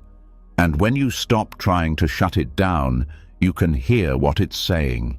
The same is true for pleasant tones. They're not wrong. Joy, connection, warmth, these are beautiful. But when you cling to them, when you try to stretch them out or make them last, that grasping creates a new tension. You go from feeling happiness to fearing its loss. You go from contentment to craving. The problem isn't the pleasure, it's the attachment. Mindfulness of Vedana allows you to enjoy pleasure without holding on. to feel pain without pushing it away, to meet the neutral with appreciation instead of indifference. This doesn't make you numb, it makes you awake, because now you're no longer reacting to every stimulus, you're responding with wisdom. This practice also helps you see the deeper habits that drive anxiety. For example, you may notice that the moment you feel an unpleasant tone, your shoulders tighten, your breath shortens. The mind begins to prepare for a problem. But if you catch that first tone, you can interrupt the chain. You can say to yourself, this is just unpleasant. Not a crisis, not a failure, just sensation. And when you see that clearly, you don't need to defend or escape. This is especially powerful in relationships. You hear a certain tone in someone's voice, unpleasant. Instantly the mind moves. They're upset. I did something wrong. I need to explain. But if you can pause and feel the tone before the story starts, you have a choice. You can listen without reacting. You can respond instead of defend. You can stay connected, even when emotions rise. In this way, Vedana practice creates space between stimulus and reaction. That space is where freedom lives. You don't become passive, you become precise. You act from clarity, not compulsion. You speak from presence, not panic. And that presence is what transforms anxiety, not by removing intensity, but by shifting how you meet it. This practice is also deeply helpful for trauma healing, because trauma often leaves a nervous system that reacts quickly to any unpleasant tone. A sound, a look, a memory can feel unbearable even when there's no danger. But when you learn to feel the tone as tone, before it becomes a story, you begin to rebuild trust with your body. You start to realize that you can stay present, even when the sensations are sharp. That trust is everything. Because for many people, anxiety is not just fear of a situation, it's fear of their own response. Fear of being overwhelmed, fear of what might happen if they really feel. But through Vedana, you practice staying, one breath at a time, one feeling at a time, and your system learns. I can be with this. I don't have to run. I don't have to freeze. I can stay. Even boredom becomes a teacher here, because boredom is often the signal that nothing is happening that feels pleasant or unpleasant, just neutral. And the mind hates neutral. It wants stimulation. It wants distraction. But if you can rest with neutrality, something softens. You stop needing every moment to entertain you. You stop needing constant input. And in that stillness, peace becomes possible. The more you practice, the more subtle your awareness becomes. You start to feel tone arise with thoughts, memories, even silence. You notice how one word can feel pleasant, another unpleasant. You notice how the body leans forward in craving or pulls back in aversion. And through it all, you don't try to stop the tones. You just stop being ruled by them. This is emotional maturity. Not that you no longer feel, but that your feeling no longer controls you. You are in touch with every layer of experience, but not entangled in it. And this is what makes deep peace possible. Not avoidance, but intimacy without fear. You begin to see that your true stability doesn't come from having only pleasant experiences.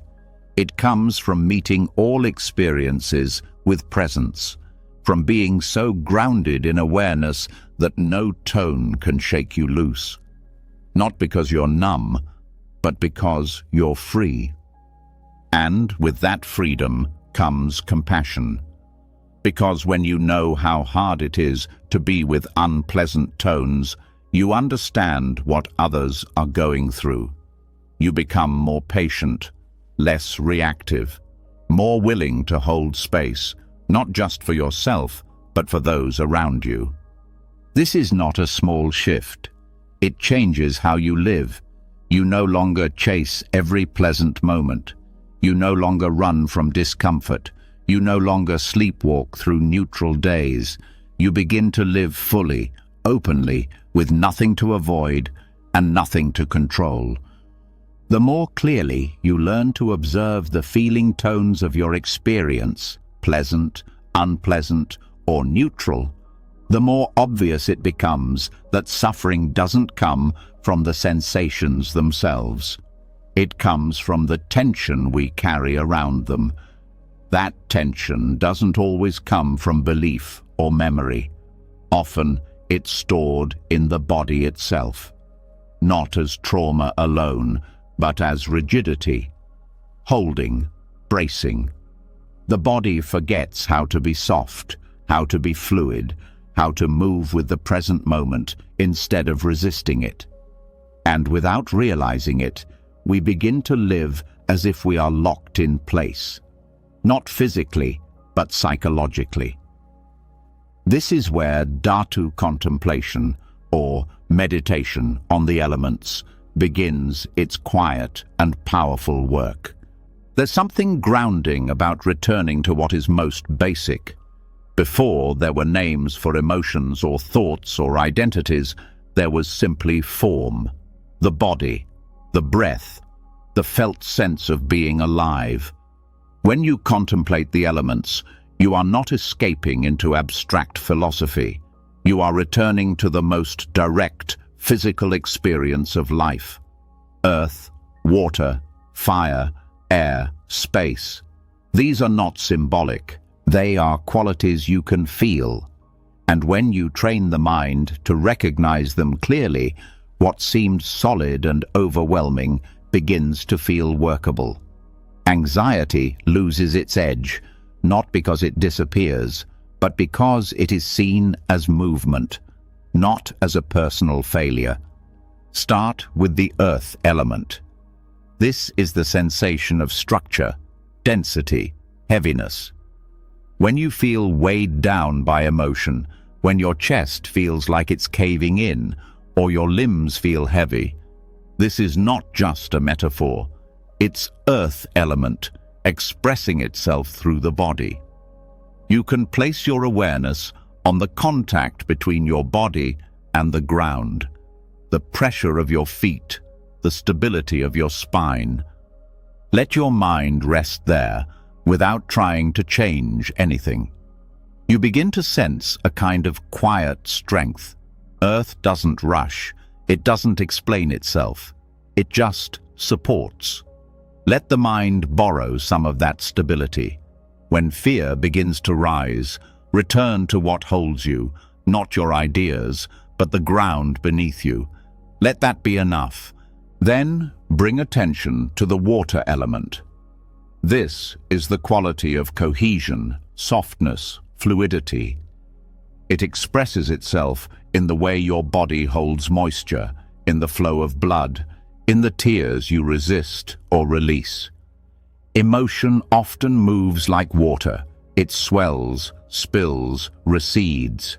When anxiety rises as tightness in the chest or pressure behind the eyes, recognize water at work. You're not malfunctioning. You're feeling, and that's not a mistake. Let the sensation of fluidity guide you. You might visualize water moving through the body, not to control it, but to remind yourself that nothing stays frozen. Even grief, even fear flows if you stop gripping it. The fire element shows up in heat, energy, transformation. It can be warmth from within or sharp flashes of heat that often accompany panic or anger.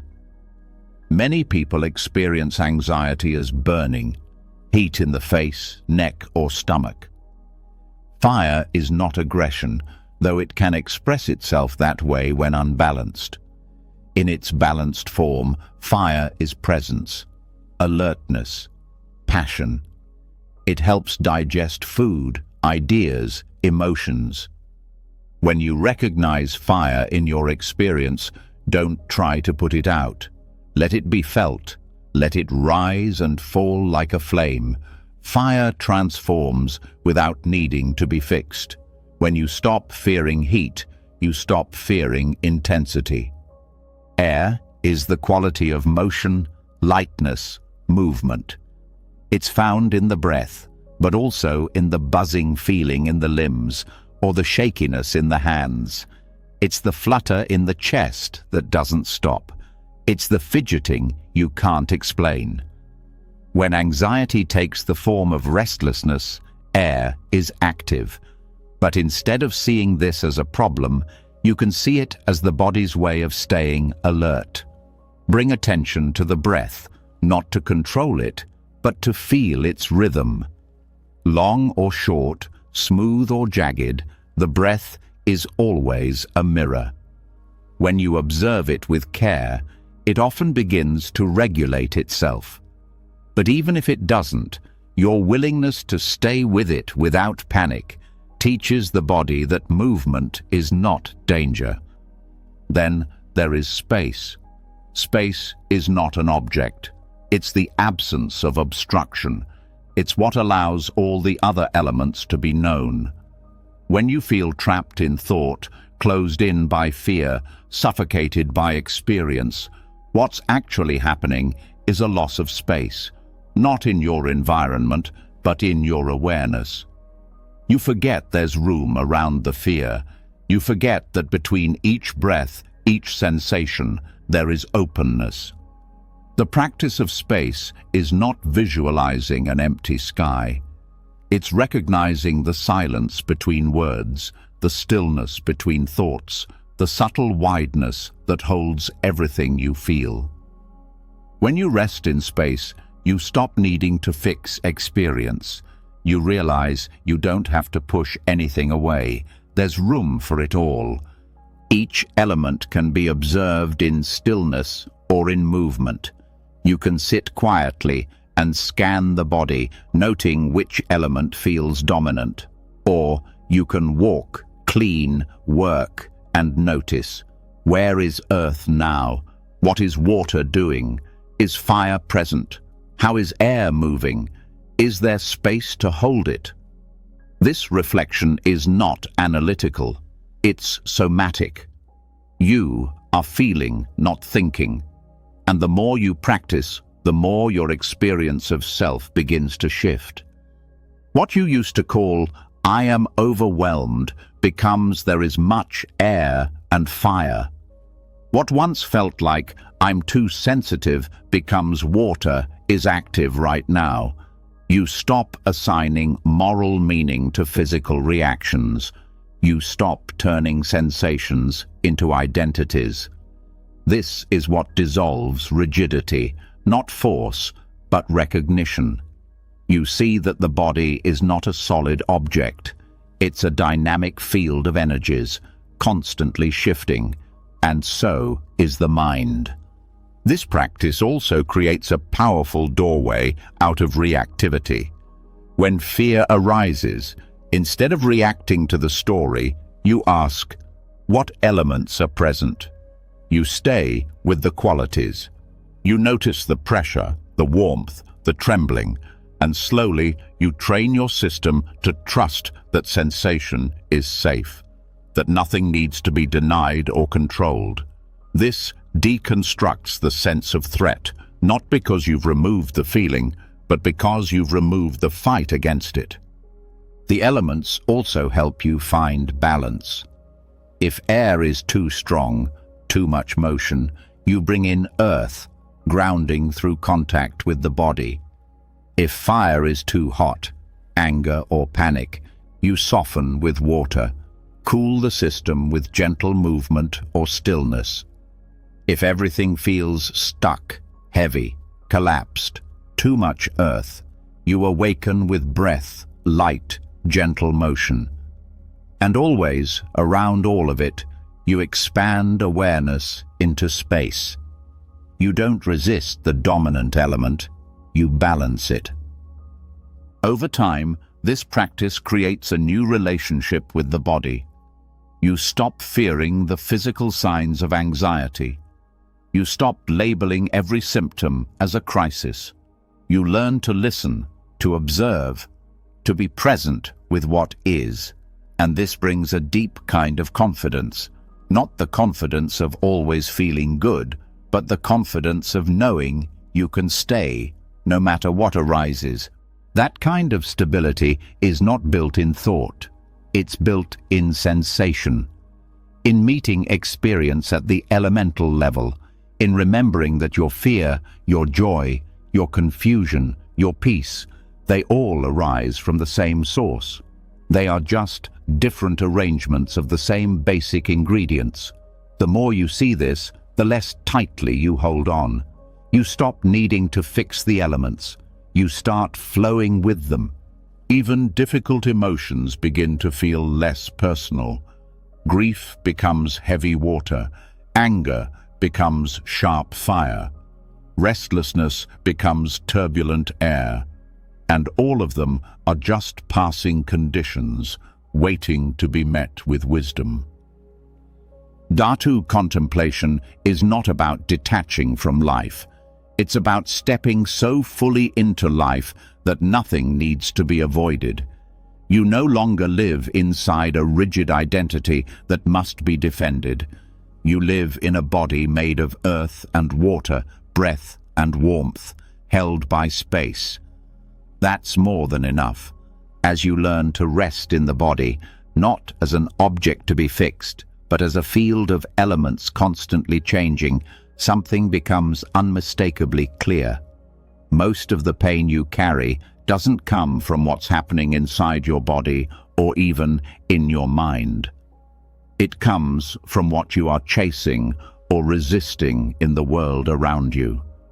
The effort to stay in control, the pressure to secure outcomes, the constant measuring of whether you are winning or losing, accepted or rejected, rising or falling. This struggle, repeated day after day, keeps anxiety alive, even when nothing is wrong in the present moment. And it is precisely this invisible pressure that the Buddha called the pull of the 8 worldly winds. Gain and loss, praise and blame, fame and disrepute, pleasure and pain. These are the winds that move the world. They blow through every life without exception. It doesn't matter how wise or accomplished someone is, these winds still come. The difference lies in how you respond. Most people chase the ones they like and flee from the ones they fear. And this movement, this clinging and aversion, is what creates stress, tension, and reactivity. Anxiety forms when your peace depends on staying on the right side of these winds. You feel safe when things are going well, when you're gaining, when you're liked, when things feel good. But you also become afraid that it could all fall apart, that you'll lose what you have, that others will change their opinions, that discomfort will return. It's not the experience itself that's unbearable, it's the fear of losing what feels safe. That fear is subtle, but it never lets you rest. Start with gain and loss. The need to achieve, accumulate, progress. It drives many lives. But if your sense of stability depends on always getting more money, more success, more security, then every setback becomes a threat. The fear of failure takes root. Not because failing hurts, but because failing seems to mean something about you. It feels like you've lost your place in the world. But gain and loss are inevitable. They're part of movement. What comes will also go. The more you cling to what you have, the more tightly fear wraps around your chest. Letting go doesn't mean not caring. It means caring without attachment. It means doing your best and releasing what you can't control. Praise and blame work the same way. When people like you, praise you, approve of your actions, it feels like stability, like worth. But the moment someone disapproves or criticizes you, anxiety rises. Not because the words are sharp, but because your identity has been built on being seen a certain way. When your peace depends on others liking you, you become a prisoner to perception. You stop speaking honestly. You overthink every word. You perform instead of connect. But even praise is unstable.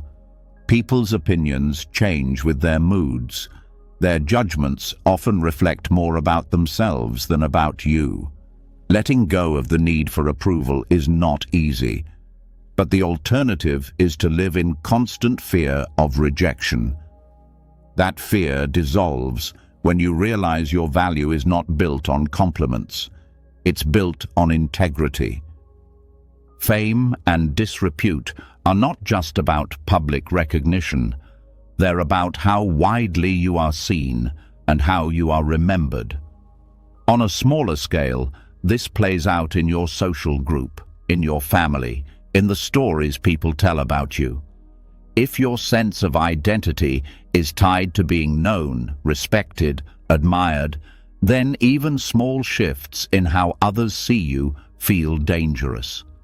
You might start managing your image more than your life. You might become afraid to change, afraid to grow, because doing so might risk your standing. But fame is just projection. Disrepute is also projection. What matters is whether your actions are grounded in truth. Trying to control how people remember you only pulls you away from presence. Pleasure and pain are the most immediate of the 8 winds. Every moment is touched by sensation. And for most, the pattern is simple. Seek pleasure, avoid pain. But when you live this way, you are always leaning forward or pulling back. You're never settled.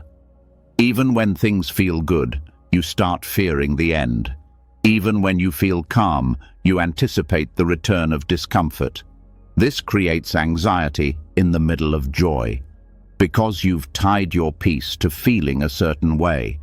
But when you practice being with pain without resistance and pleasure without clinging, you stop depending on the moment being any particular way. That's freedom. All 8 winds operate together, often without being noticed.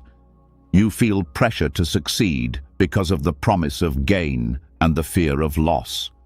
You seek praise and fame because they feel like confirmation that you matter. You avoid blame and disrepute because they threaten your belonging. You crave pleasure because it feels safe. You fear pain because it feels like punishment. But none of this is fixed.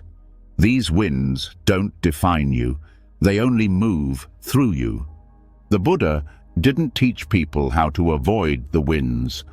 He taught them how to stand still in the middle of them, to be unmoved, not because they stopped caring, but because they saw clearly. They saw that these experiences rise and fall again and again, that clinging to them brings suffering, and letting them pass brings peace. So how do you practice with these winds? Start by naming them when they arise. When you feel the rush of success, say gain. When you feel shame, say blame. This helps you separate the experience from your identity. You're not caught in the content, you're observing the pattern. Then notice the reaction. What does the mind do when praised? Does it cling? Does it rehearse? Does it want more? What does the body do when pain arises? Does it tense? Does it resist? Does it collapse? Just seeing these reactions weakens their hold. The key is equanimity, not detachment, but balance, meeting each wind with evenness. Gain and loss are met with the same calm. Praise and blame don't shake your core. Fame and disrepute don't define your path. Pleasure and pain don't trap you in reactivity. This doesn't mean you don't feel, it means you don't cling. You stay rooted in something deeper than experience, wisdom. Over time, you start to live differently. You make decisions based on values, not applause. You work hard, but not for validation. You enjoy good moments without needing to make them last. You face hard moments without believing they'll break you. You stop managing your life like a brand. You start living your life like a path. This doesn't mean passivity. It means clarity. You still act. You still speak. You still care. But you do so from steadiness, not from fear. And when setbacks happen, as they always will, you don't collapse. You adapt. You learn. You keep going. The practice deepens when you start to see how these winds shape your inner world. You notice how your thoughts shift when someone praises you, how your posture changes when you feel rejected, how your breath shortens when you anticipate loss. And in each moment, you bring awareness. You breathe. You stay. You remember, this is a wind. It will pass. I don't need to react. This isn't about becoming indifferent. It's about becoming free. Free to enjoy without attachment. Free to serve without self-interest. Free to feel deeply without losing your balance. The less you cling to these winds, the more your heart opens. Because you're no longer trying to protect a fragile identity. You're living from something spacious, grounded, and true. And when anxiety tries to return, when the fear of losing control creeps back in, you meet it with the same steadiness. You don't need to control the wind. You only need to stop chasing it. Your peace is not found in the next gain, the next compliment, the next moment of pleasure. Your peace is here, in this breath, in this awareness, in your willingness to let go. The moment you stop chasing the shifting winds of gain and loss, praise and blame, something deeper starts to settle. But in that settling, a new kind of silence appears, a space that once was filled with noise, striving and comparison. And that space can feel unfamiliar, because for so long your energy has been tied to reaching, proving, accumulating, and holding on. When those efforts stop, even for a moment, the question arises, what now? This is where the teaching on renunciation becomes not an escape from life, but a return to it, not as a rejection of joy, but as the recognition of a joy that doesn't rely on outcomes. The word renunciation often sounds harsh. To many, it seems like giving up too much. But from a Buddhist perspective, renunciation is not about becoming less alive. It's about being free from what keeps you divided inside. It's the letting go that leads to strength. It's choosing peace over possession, presence over distraction, depth over surface. Anxiety feeds on attachment, not just to things, but to roles, expectations, imagined futures, unexamined habits. The fear of losing what you think you need is often stronger than any actual loss. You fear being without, not because you are truly unsafe, but because the identity built on having, doing, or becoming feels threatened. This fear tightens the body, it speeds the breath, it creates tension even when nothing is happening. The practice of renunciation addresses this at its root, not by forcing you to give things up, but by showing you what was never necessary in the first place. Letting go voluntarily is different from losing something by force. When something is taken from you, it creates grief, resistance, or numbness. But when you place something down with awareness, when you see that clinging no longer serves, that choice becomes a source of confidence. You realize you do not need to possess everything you once held tightly.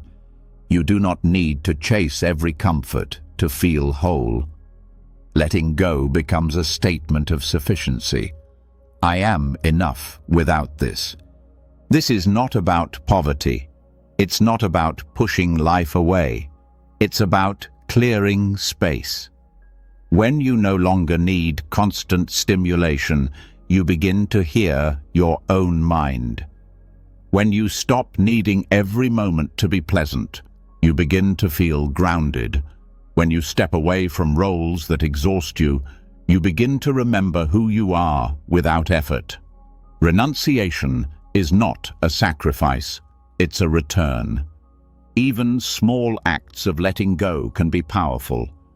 Turning off a device and sitting in silence, saying no to something that feeds the ego but drains the heart, releasing the pressure to impress, to win, to always be seen.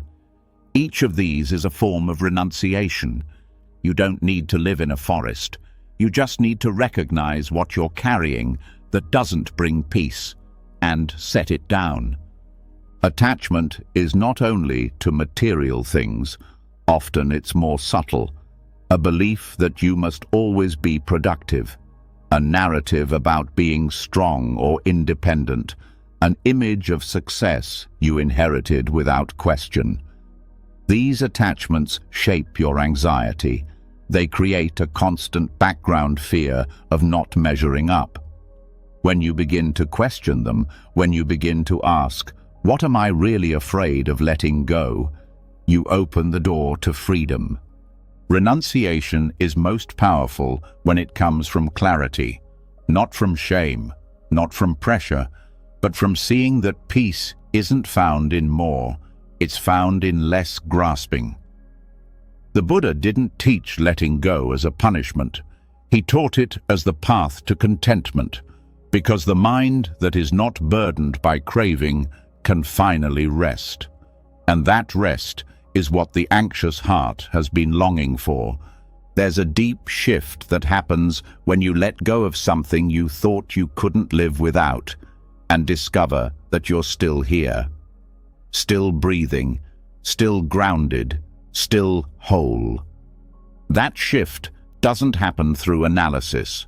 It happens through practice, through living simply with intention, through questioning what you really need to feel safe.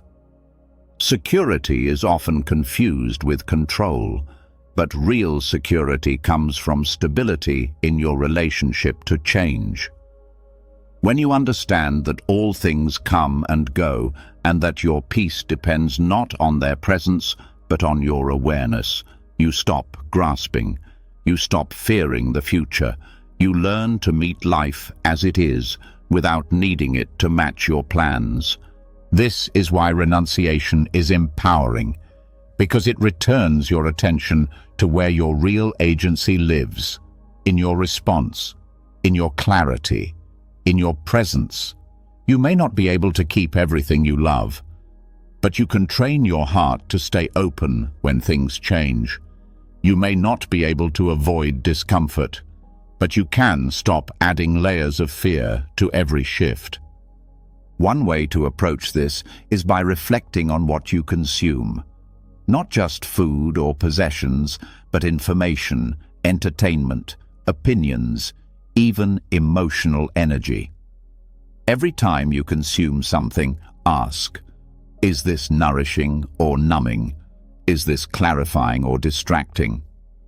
When you choose nourishment, you are renouncing what dulls the mind. You are choosing to protect your attention, your peace, your clarity.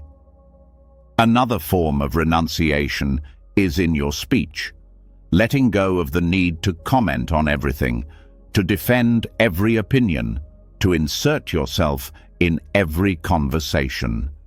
This doesn't mean becoming silent. It means becoming intentional. You start to notice how much of your talking is driven by fear of being forgotten or the need to be right.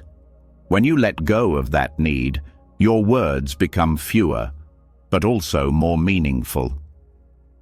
You can also practice renunciation in relationships, not by walking away, but by letting go of control, letting others be as they are, letting go of the fantasy that you can manage their emotions, fix their problems, or keep them close forever. You begin to love with openness instead of grasping, with presence instead of demand. This shift changes everything. Relationships become less about securing yourself and more about sharing what's real. Renunciation brings up fear because it's misunderstood. You fear you'll miss out, that you'll become less. But what actually happens is the opposite. You gain spaciousness. You become more available, more grounded, more aligned. You move through life not with attachment, but with freedom to engage without losing yourself. That is what the practice points to. Not emptiness in a negative sense, but the kind of emptiness that feels like room to breathe. The Buddhist path doesn't deny the beauty of the world. It points to the suffering that comes from trying to own it. You can enjoy, participate, connect, but with hands open. When you stop gripping so tightly, your nervous system can relax, your body softens, your breath deepens, and the mind, no longer obsessed with holding on, begins to rest. This rest isn't laziness, it's clarity. You act from wisdom, not reaction. You serve from fullness, not depletion. You speak from understanding, not fear. And you know when to stop, when to pause, when to let go, not because you're giving up, but because you've learned to trust that letting go is the way forward. Even your spiritual path can benefit from this kind of letting go of the idea of progress, of becoming someone better, of reaching some final state, because anxiety can sneak into practice too. You start comparing your peace to someone else's. You chase a version of awakening that looks like someone else's story. But when you renounce comparison, your own path opens, quietly, authentically. Letting go is never about rejecting life. It's about learning how to stop clinging to what cannot be kept. It's about discovering that the more you hold on, the more you suffer, and the more you release, the more clearly you see. The clarity that follows renunciation isn't cold, it's luminous. It lets you meet the world with steady eyes and a peaceful heart. After letting go of possessions, roles, and the need to control how others see you, something lighter begins to settle inside. You feel more space, less urgency. But then, a quieter layer of discomfort often starts to surface. One that's easy to miss because it hides behind good intentions. It doesn't feel like craving in the usual sense. It feels like effort. It feels like wanting to improve, to heal, to evolve. It feels like a wish to feel better. Yet, somehow, this wish can make you restless again. This is the subtle tension of spiritual boredom, a discomfort that arises not from external problems, but from the internal expectation that your practice should constantly produce peace, insight, or transcendence. When it doesn't, the mind grows uneasy. You begin to wonder whether you're doing something wrong, or worse, whether something's wrong with you. This unease often starts with good motivation. You begin a meditation practice to understand your mind or to relieve suffering. At first, it brings a sense of clarity. You feel lighter, but over time, those strong results begin to fade. The novelty wears off. The silence no longer feels profound, it feels dull. The breath feels repetitive. Sitting still feels like effort. And then comes the thought, "This shouldn't feel this way." That thought is the seed of a new anxiety. This kind of discomfort is tricky because it disguises itself as something noble. You want to feel better, to be more awake, to live in truth. But if you look closely, you'll see that the drive underneath is still grasping, wanting the present moment to be more than it is, wanting your spiritual path to be exciting, wanting stillness to feel like fireworks. And when it doesn't, you start reaching again. Not for the material world, but for peak experiences, blissful states, or deep insights. That reaching creates tension, even if it looks spiritual from the outside. Spiritual bypassing begins here. It happens when you use your practice to avoid discomfort rather than to meet it. You tell yourself you're being mindful, but really you're trying to escape a part of your experience. You say you're letting go, but really you're resisting the dullness of the present. You want a calm mind, but only if it feels interesting. You want truth, but only if it comforts. And when it doesn't, you start looking elsewhere. New teachings, new methods, new teachers, believing that the answer must be something more than this. But boredom is not the enemy, nor is it a mistake. It's a doorway, a sign that the mind has exhausted its usual sources of stimulation and is now face to face with simplicity. And simplicity, when you stay with it, reveals depth. Not quickly, not dramatically, but quietly, patiently, like water slowly carving through stone. The problem isn't the absence of excitement. The problem is the belief that excitement is required. When you expect your spiritual practice to always feel meaningful, peaceful, or profound, you're setting yourself up for disappointment. You're holding a subtle standard, and that standard becomes a form of inner pressure. You meditate, but with an agenda. You breathe, but only to get somewhere. You let go, but only as a strategy to feel better. The Buddha didn't teach meditation as a way to feel good. He taught it as a way to see clearly. And sometimes what you see is emptiness, not the beautiful kind that feels vast and open, the dull kind, the kind that feels like nothing is happening. But even that is something to observe. Even that has tone, texture, temperature. Even that teaches patience. If you can learn to stay with boredom, to observe the mind's resistance without reacting, you begin to notice what's underneath. Often, boredom covers fear.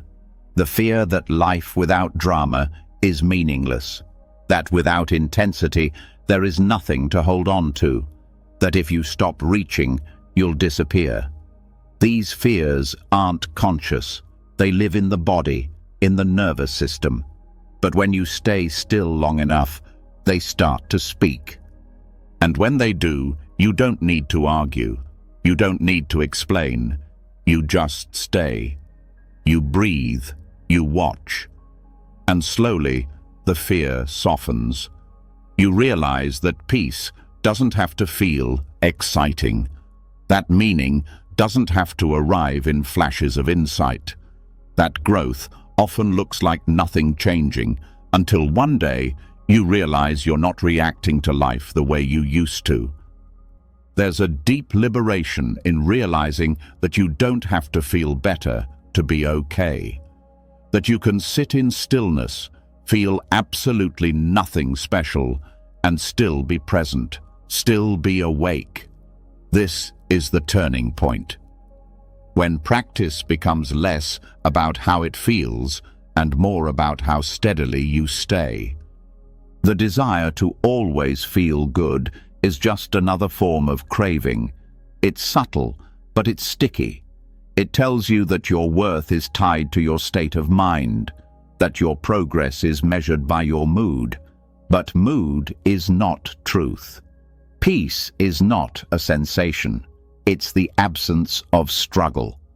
And that absence might feel like stillness, or quiet, or even boredom, but it's alive in its own way. Simple, unadorned, clear. You begin to train your mind to recognize value in subtlety. The quiet shift in posture when anxiety passes, the softening of the jaw after a deep exhale, the moment when a reactive thought arises and you notice it without following. These are not fireworks, but they are freedom, and they're easy to miss if you're always looking for something better. This also changes how you relate to other people's journeys. You stop comparing. You stop assuming that someone else's insight means you're behind. You realize that spiritual highs are not the goal. They're moments. Beautiful, but not sustainable. They come and go. What stays is your willingness to keep showing up, to keep practicing even when it's dry, even when it's slow, even when nothing seems to happen. And in that consistency, something deeper grows. Not performance, not enlightenment as a trophy, but stability, a groundedness that doesn't depend on feeling inspired, a presence that doesn't rely on being moved. You become trustworthy to yourself, not because you always feel good, but because you've stopped needing to. This is the heart of mature practice, not spiritual excitement, but spiritual endurance, the kind that shows up day after day, breath after breath, not out of obligation, but out of love. Love for truth, even when it's quiet. Love for life, even when it's still. Love for your own humanity, even when it's not transforming in visible ways. The agitation that comes from trying to feel better fades over time when you stop giving it energy.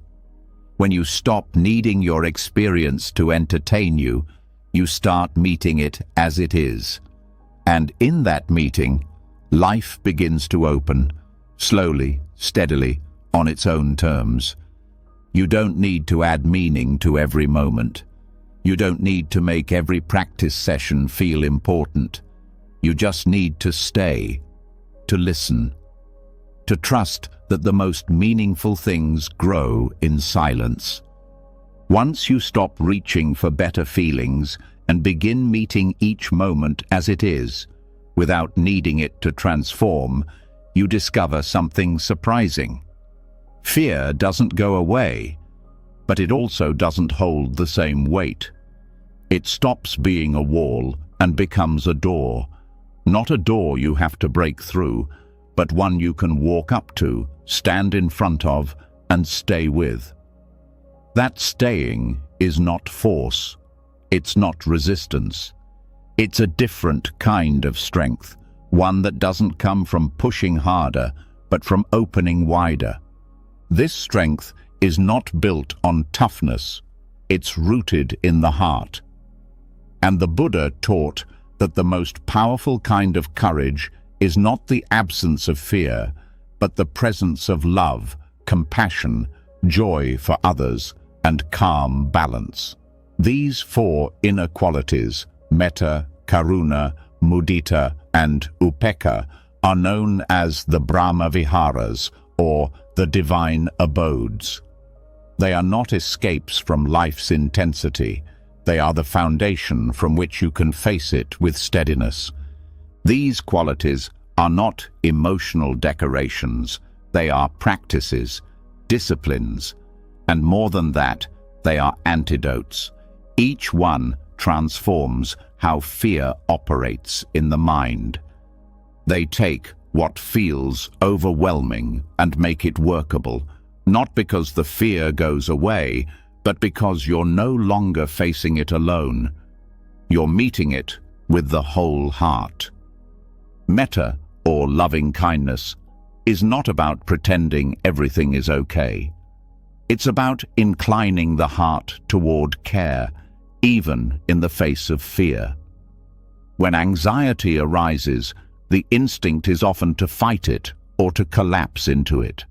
But when you meet anxiety with kindness, you stop treating it as the enemy. You begin to understand that fear is not bad. It's part of your sensitivity, your wiring, your history. It's a messenger, not a flaw. Kindness turns the emotional environment into one that can hold discomfort without judgment. When you say, "May I be safe, may I be well," you are not casting a spell. You are creating space. You are reminding yourself that even here, in this unsettled moment, you deserve gentleness. That reminder changes how you breathe, how you sit, how you treat yourself. And when fear feels seen, not attacked, it starts to soften. Karuna, or compassion, is what arises when you see suffering clearly and respond with care. But real compassion begins with yourself, especially when fear shows up. Often, people judge their own anxiety. They feel ashamed. They think it means they're weak, broken, or not far enough along the path. But compassion says, this too is worthy of care. It doesn't wait for the pain to improve before offering warmth. Practicing compassion means being honest about where it hurts, without collapse, without dramatizing, without turning pain into identity. Just the clear recognition that something here is tender, and that tenderness deserves to be met with presence. When you do this regularly, something changes in your system. Fear still arises, but it's not layered with shame. It's not weaponized by self-judgment.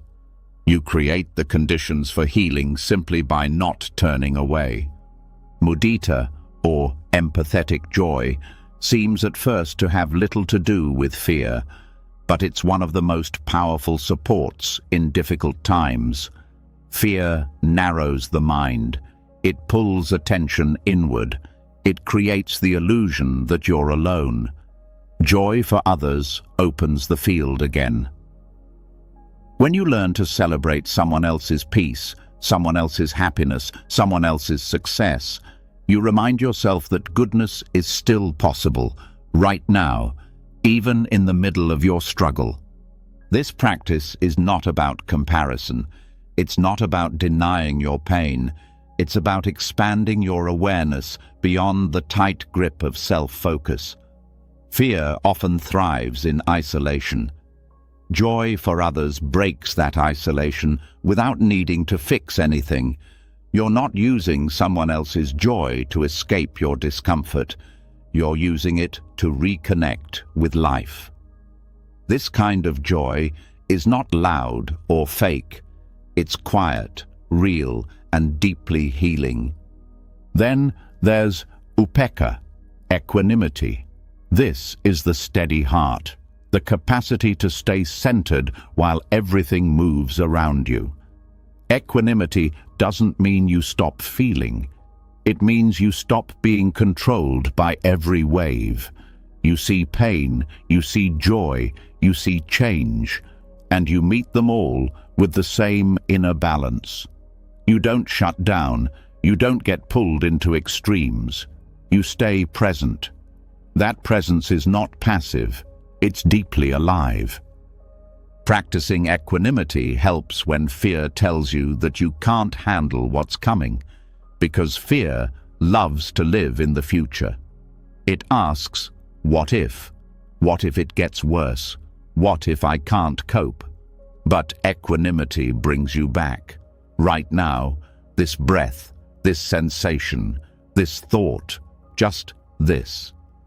And even if it's hard, you begin to learn that difficulty doesn't mean disaster, that you don't need to feel perfect to be okay.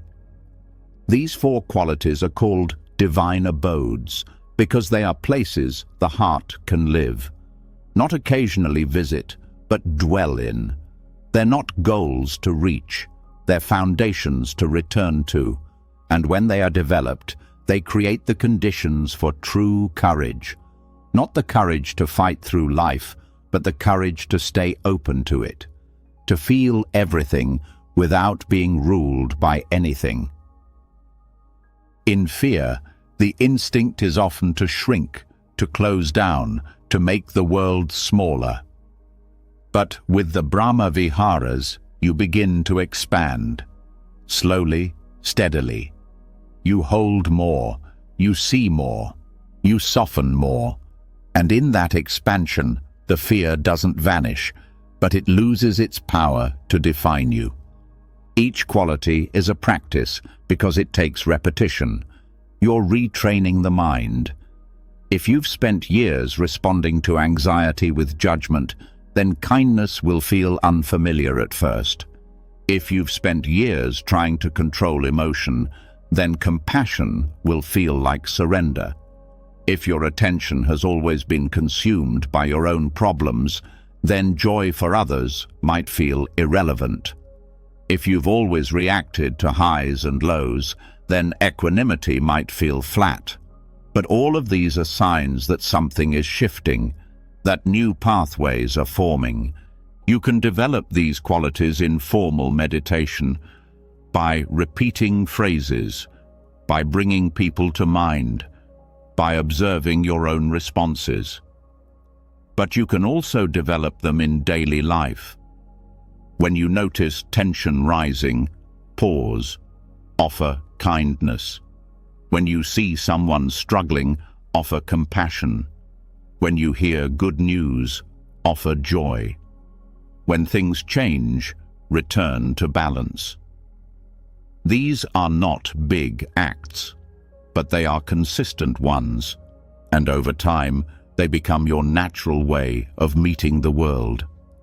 What you're building is not just emotional strength, it's the kind of courage that allows you to live fully, even in the face of uncertainty. The lion's roar is not a sound of aggression. It's the voice of someone who is not afraid to be awake, not afraid to feel, not afraid to stay. That roar can be silent, it can be soft, but it's unmistakable. It's what rises in the heart when you stop avoiding your experience and meet it with care. This is the path that transforms anxiety, not by removing it, but by meeting it so skillfully, so openly, that it has nowhere left to hide. And once fear is seen without flinching, it begins to lose its hold.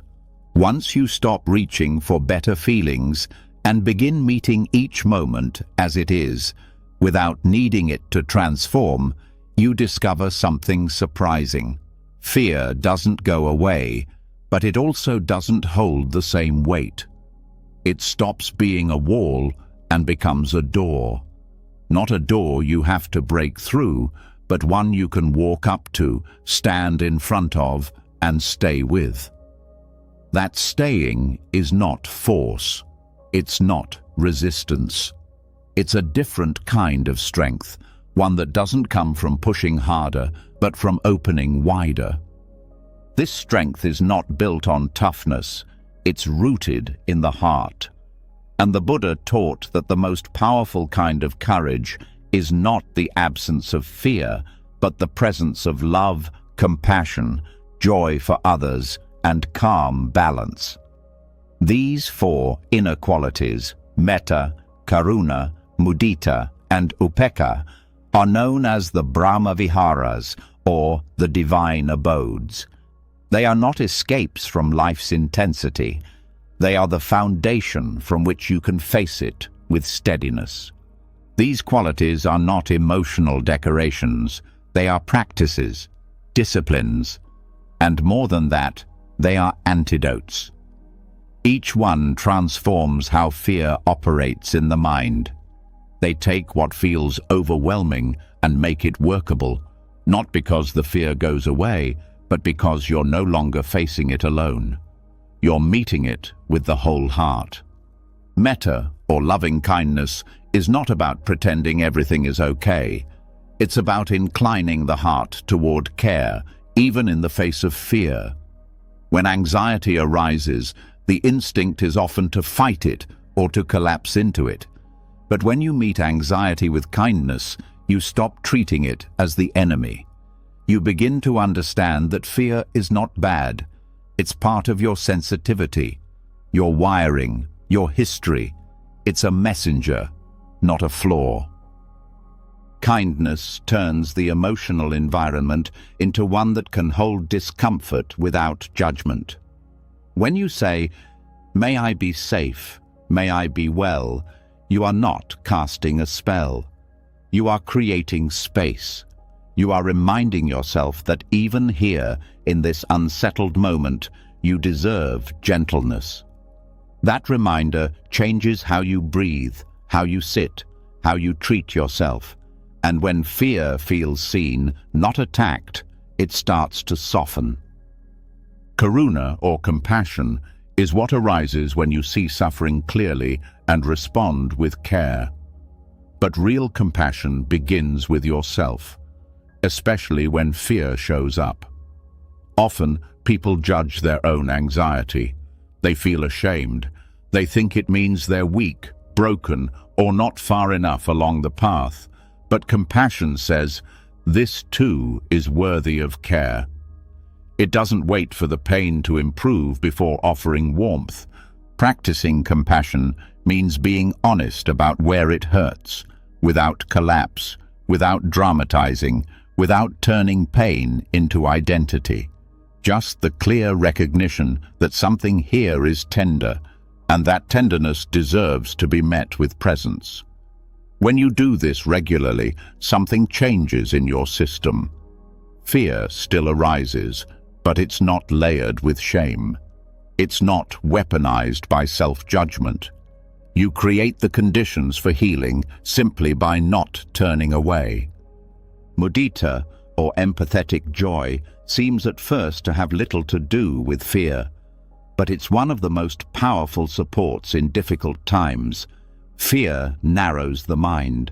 It pulls attention inward. It creates the illusion that you're alone. Joy for others opens the field again. When you learn to celebrate someone else's peace, someone else's happiness, someone else's success, you remind yourself that goodness is still possible, right now, even in the middle of your struggle. This practice is not about comparison.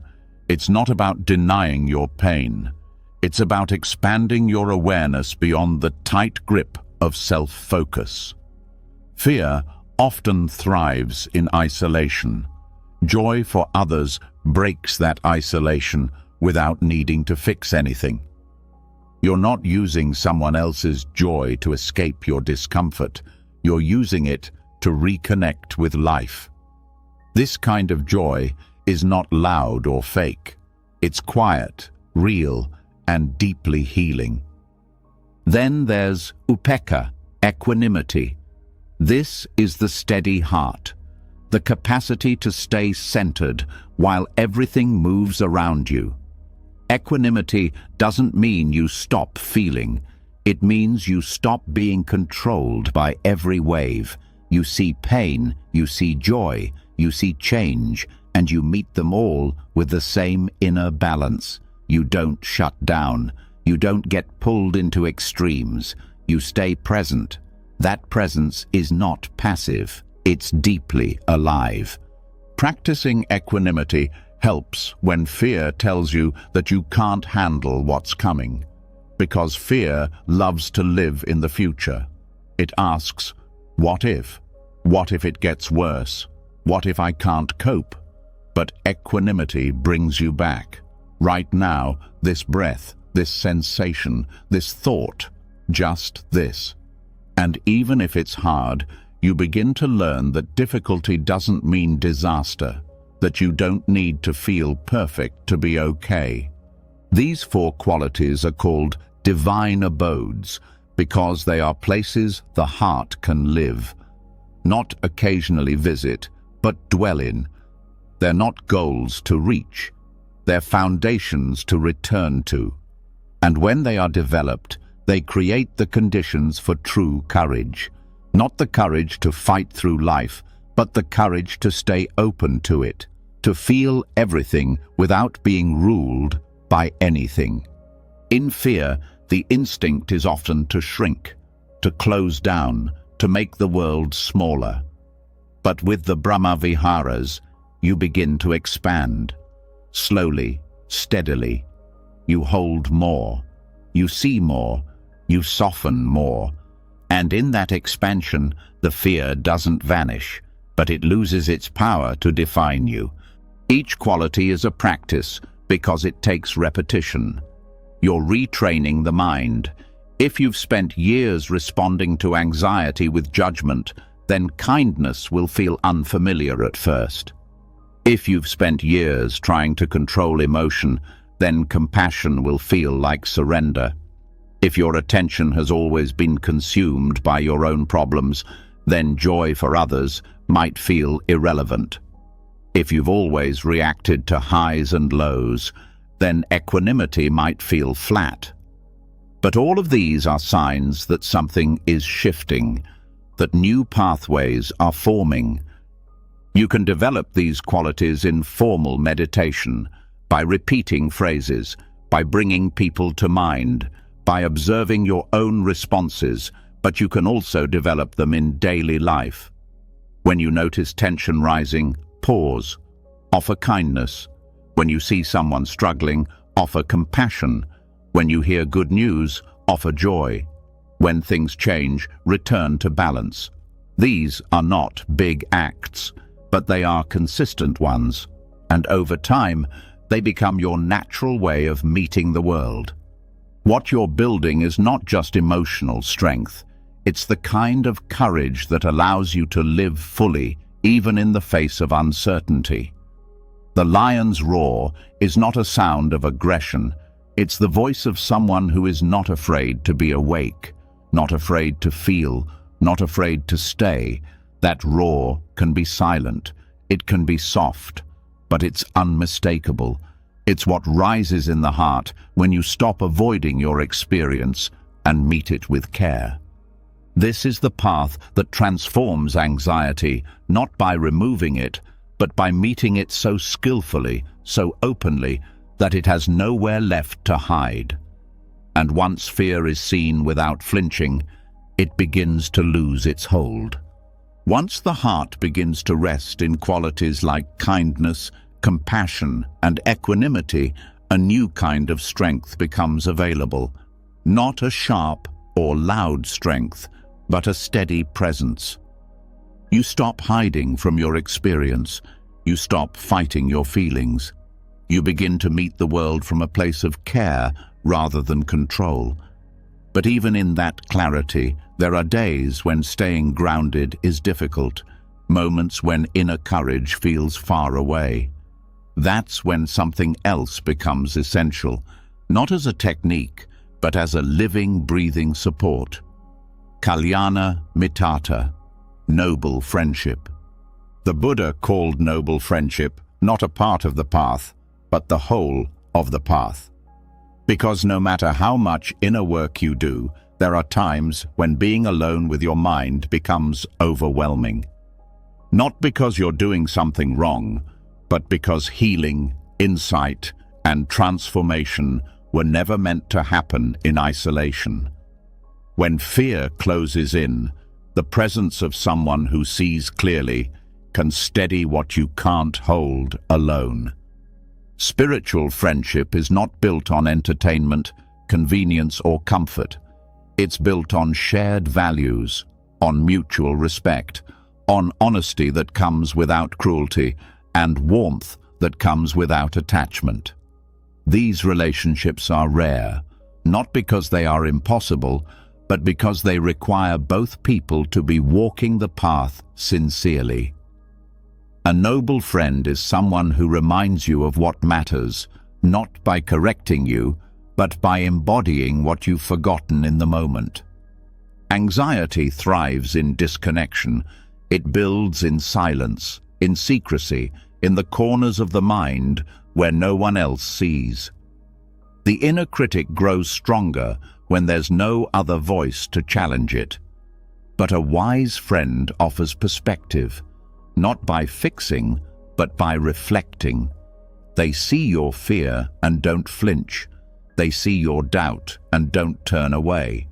Their presence alone is a kind of medicine. It says, without needing to be said, "You're not alone." This kind of friendship doesn't depend on long conversations or constant contact. It can be quiet, even distant, but it carries something sacred, a commitment to truth and to each other's growth. Sometimes the most powerful moment is just a pause, a glance, a silence where nothing needs to be explained. The anxiety that once felt like yours alone now lives in a wider space. It's shared, not as a burden, but as something human. Noble friends are also mirrors. They reflect your blind spots, not to judge, but to help you see. They help you notice the stories you tell yourself, the patterns you fall into, the fears you mistake for facts. And because you trust them, their words land differently. You're not being criticized, you're being guided, held to a higher view, gently. A spiritual friend doesn't comfort you with fantasy. They don't promise life will get easier. What they offer is more grounded.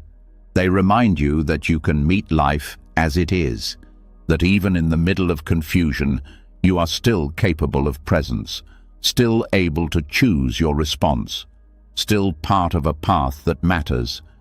This kind of support changes the internal landscape. You begin to internalize their voice. In moments when anxiety rises and your mind wants to spiral, you remember what they would say, not to dismiss the fear, but to anchor you. Over time, your inner dialogue shifts, from criticism to compassion, from panic to patience. The kindness you've received begins to live in you. It's not just the friend that's healing, it's the friendship. The relationship itself becomes a space of safety.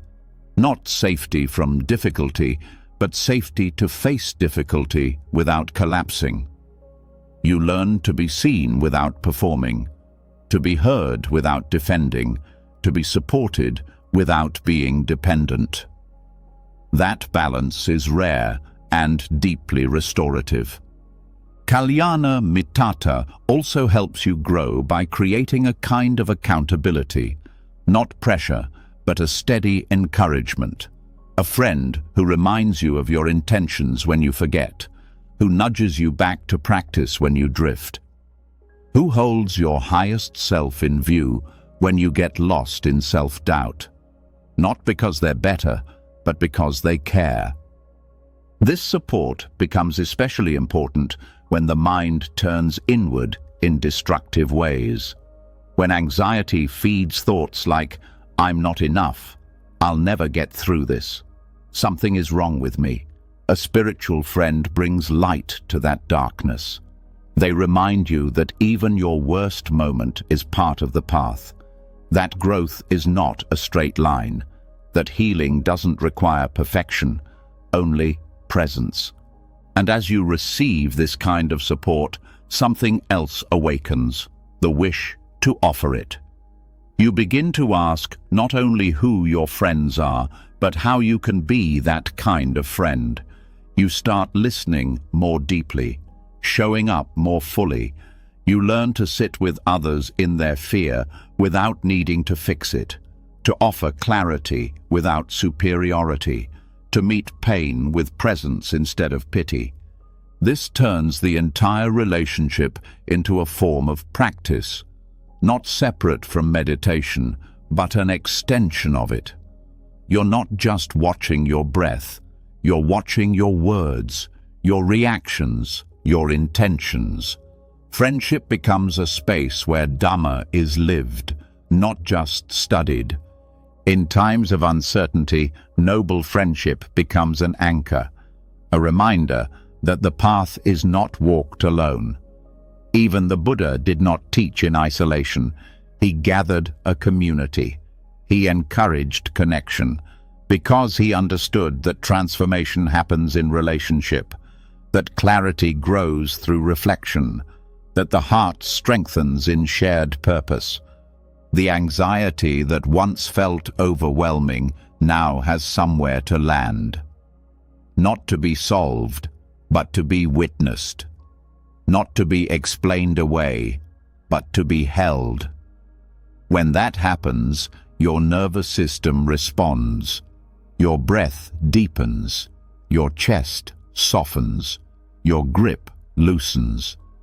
Not because the fear is gone, but because you're no longer carrying it alone. Friendship also brings joy, often overlooked in spiritual practice. The simple joy of connection, of laughter, of being reminded that life is not only serious, that growth can include lightness, that the path doesn't have to be lonely. This kind of companionship doesn't happen by accident. It's cultivated. It grows from honesty, humility, and care. It requires you to show up, to be real, to let others see you, not just when you're strong, but also when you're afraid. That vulnerability is not a weakness. It's the soil where real connection grows. Kalyana Mittata invites you to choose your companions with care, not just for comfort, but for truth. Who around you helps you remember your values? Who encourages you to stay awake when it would be easier to numb out? Who holds your heart without shrinking from its weight? And just as importantly, who do you offer that to? Because this is not about taking, it's about mutual refuge, a shared effort to walk with integrity, to meet life with honesty, to hold space for what's difficult, and to celebrate what's beautiful, even in the midst of it. This is how anxiety begins to lose its grip. Not all at once, not because it disappears, but because your sense of self expands. You are no longer just the one who suffers, you are also the one who connects, who listens, who is listened to. You are part of something larger than fear. And from this place of shared strength, you begin to face even the deepest truths, not with dread, but with readiness. Because now you know you are not walking alone. Now you know your path is not just personal, it is relational, rooted in care, held in presence, strengthened by love. When friendship steadies the heart and gives you space to breathe, something deeper starts to rise to the surface, something that doesn't come from fear alone, but from the way we experience time itself. Anxiety is not only about what's happening now. It's often a result of being pulled by the past or pushed by the future. You may not even realize it's happening. A memory returns and the body tenses. A thought about tomorrow appears and the chest tightens. This subtle pressure builds quietly. The more time you spend outside of the present, the less grounded you feel. You're not lost in space. You're lost in time. Buddhism points to a simple but transformative truth. All things are impermanent. Everything arises and passes. Thoughts, feelings, sensations, situations, none of it stays. This truth is not philosophical. It's a direct observation.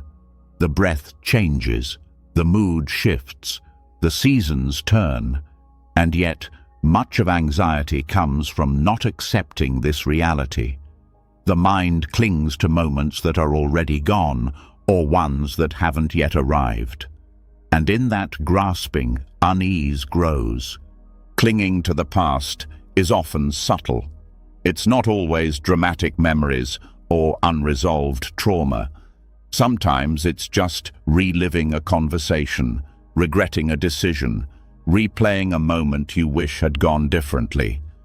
The mind returns to these events and acts as if thinking about them might somehow change them.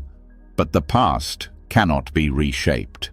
What happened has already flowed into memory. The suffering comes not from the event itself, but from the refusal to let it rest. Even good memories can cause tension. Nostalgia can turn into longing. The thought, "Those were better times," creates a sense that something important has been lost. But no moment can be preserved. Trying to hold the past still is like trying to catch water with your hands. The harder you try, the more it slips away. Freedom comes not from forgetting, but from recognizing that the past is a mental formation arising in the present. It is a thought. It is not now. The same is true for the future. Anticipation often feels productive, as if worrying might help you prepare. But what most people call preparation is often fear in disguise. You imagine the worst-case scenario and rehearse how to survive it. You project a version of yourself into situations that don't exist and then panic about how to respond. But the future cannot be visited. It lives only in imagination, and no amount of thinking will guarantee control. What you fear about the future is often not the event itself, but your belief that you won't be able to handle it. You forget that the strength to meet any moment doesn't come from rehearsing, it comes from presence. When the moment actually arrives, you are not in it alone. You bring all of your training, your awareness, your calm. But that strength is built here, not there, in this breath, not in the imagined one. One of the reasons impermanence is such a powerful teaching is because it reveals the futility of clinging. You begin to see that everything you're afraid of losing was never yours to hold. This doesn't make life meaningless. It makes it precious. When you know something is temporary, you meet it with more care, more honesty, more gratitude. You don't waste time waiting for the perfect moment.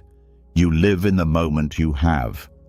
Presence is not a vague idea, it is an active return. Every time the mind leaves the now, you gently guide it back, to the feeling of the breath, to the weight of your body, to the sounds around you, to the simplicity of sensation. This returning is the practice, not as a technique to escape pain, but as a way to stop adding to it. When you are here, anxiety has less space to grow. You might notice that even small tasks become easier when approached from presence. Washing dishes, brushing your teeth, walking down the street. When fully engaged, they become anchoring. Not because the activity is special, but because you are no longer pulled in two directions. You are not doing one thing while thinking about another. This coherence between attention and action is what dissolves fragmentation. And fragmentation is the root of much inner tension. The fear of impermanence often shows up in relationships. You don't want the good times to end. You fear the pain of separation. You struggle to accept that even the deepest bonds will eventually change. But holding on tightly does not stop change. It only adds fear to love. When you remember that everything is changing, you begin to love more freely. You stop trying to keep people the same. You let them grow, and you let yourself grow with them. This truth also changes how you relate to suffering. Pain feels unbearable when it feels endless, but when you know it's impermanent, you don't panic. You meet it like a storm, intense but passing. You stay with it, breathe with it, and watch it shift. It always shifts. Knowing this doesn't make the pain disappear, but it makes it bearable. Because now you're not adding resistance, you're just staying present. The more you practice this, the more time begins to feel different. Not as a trap, but as something flexible. You stop measuring your life only in years, plans, and deadlines. You begin to live in moments. You start to trust that the only time you can ever truly live is now. Not the past version of yourself, not the imagined future version, but the one sitting here, breathing this breath. This perspective also helps with identity. Who you were is not who you are.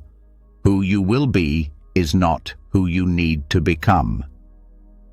The mind often ties anxiety to a fixed idea of self. I've always been like this. What if I never change? But identity is not solid. You are always unfolding, always responding, always becoming. This is why presence is not only healing, it is truthful. It brings you face to face with what's real, not what's rehearsed. To live in the present does not mean you forget your past or ignore your future. It means you don't live in them. You use the past to learn, not to linger. You use the future to plan, not to panic. The rest of your attention is offered to what is directly in front of you. This requires discipline. It requires patience. It requires letting go of the comfort of distraction. Distraction often feels easier than presence. Scrolling, fantasizing, reliving, projecting, all of it gives the illusion of movement, but it drains your energy. What's difficult about presence is not the moment itself. It's the mind's resistance to the simplicity of now. Because when there's nothing to solve, nowhere to run, the mind feels exposed. But in that exposure is your true strength. You begin to sense that awareness itself is timeless, that beneath the changing forms, thoughts, emotions, sensations, there is something still, something that doesn't age, doesn't chase, doesn't flinch. This awareness is not passive, it's intimate. It holds each moment with care, even as that moment slips away. When you rest in that kind of presence, anxiety loses its foundation, because there is nothing left to escape. This is not about doing less. It's about being more fully with whatever you do. Whether it's working, resting, speaking, or sitting in silence, the question is not how much you accomplish. The question is how fully you show up. Presence doesn't slow you down. It removes the extra weight, the inner commentary, the scattered attention. What's left is clarity. And in that clarity, peace becomes possible. Not because everything goes your way, but because you are no longer divided. You are not a mind in one place and a body in another. You are whole, here, breathing, enough. Understanding impermanence also brings forgiveness. When you realize that everyone is changing, including those who hurt you, it becomes easier to let go of resentment. You stop freezing people in time. You give yourself and others the space to be more than your worst moment. This doesn't mean forgetting harm. It means remembering that no one, including you, is stuck forever. That memory is not destiny. That healing is not linear. This kind of forgiveness eases anxiety that's rooted in guilt or shame. You stop being afraid of your past because you stop defining yourself by it. You carry lessons, not labels, and you learn to meet each new moment not as a repeat of the last, but as a new beginning. Presence also deepens gratitude. When you're not rushing toward the next thing or trapped in regret, you begin to notice small joys. The warmth of sunlight, the rhythm of the breath, the sound of leaves. None of these last, but that's what makes them precious. You don't need them to stay, you only need to see them while they're here. Living with awareness of impermanence is not grim, it's freeing. It helps you let go of perfectionism, comparison, and urgency. You don't need to hold it all. You don't need to fix everything at once. You just need to be with what's here. When the mind stops chasing the past and fearing the future, and presence becomes your resting place, a deeper shift begins to unfold. You realize that much of the tension in your body and confusion in your thoughts hasn't come from one particular moment, but from the sheer amount of noise you've been carrying. Not just external noise, but internal commentary, a constant stream of explaining, analyzing, planning, and reacting. And when that stream pauses, even for a moment, what arises isn't absence, it's relief. That relief is the beginning of something powerful, noble silence. Not just the act of not speaking, but the deliberate stepping away from mental clutter. A sacred kind of stillness that calms the nervous system, clears emotional fog, and reconnects you with the part of yourself that isn't trying to be anyone or solve anything. In the Buddhist tradition, noble silence isn't about retreating from life. It's about entering life with your full attention. Silence is often misunderstood as a lack. But it's not what's missing. It's what makes space for what's real. When speech ceases, so does the need to perform. You stop shaping yourself for others. You stop filling the air out of habit. You begin to notice what drives your urge to speak: discomfort, insecurity, the fear of not being seen. And when you refrain, those layers start to loosen. You learn to rest in presence without needing to control how others perceive it. This kind of silence is especially healing for anxiety because it meets the nervous system where words cannot.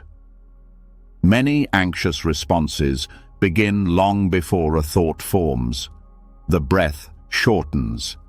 The body tightens. Speech often becomes faster, louder, more urgent. But in silence, the entire tempo slows. You begin to notice the rhythm of your breath, the weight of your body, the quiet hum beneath the surface. This awareness creates regulation, not by force, but by allowing your body to return to its natural pace. Silence also gives the mind room to reset. Constant thinking drains energy. Even useful thoughts become overwhelming when they don't stop. The mind needs pauses the same way the body needs rest. In silence, you stop adding more input, and in that space, you can begin to notice what's been sitting there, unresolved.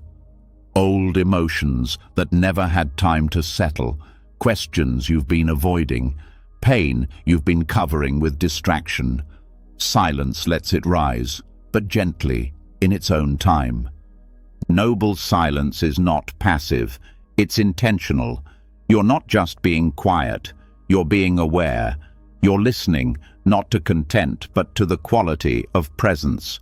This listening teaches you to attune to your own internal signals, to sense when you're moving too fast, when you're speaking from fear, when you're reaching for control. Over time, that sensitivity becomes your compass. It helps you recognize what your system needs before anxiety takes hold.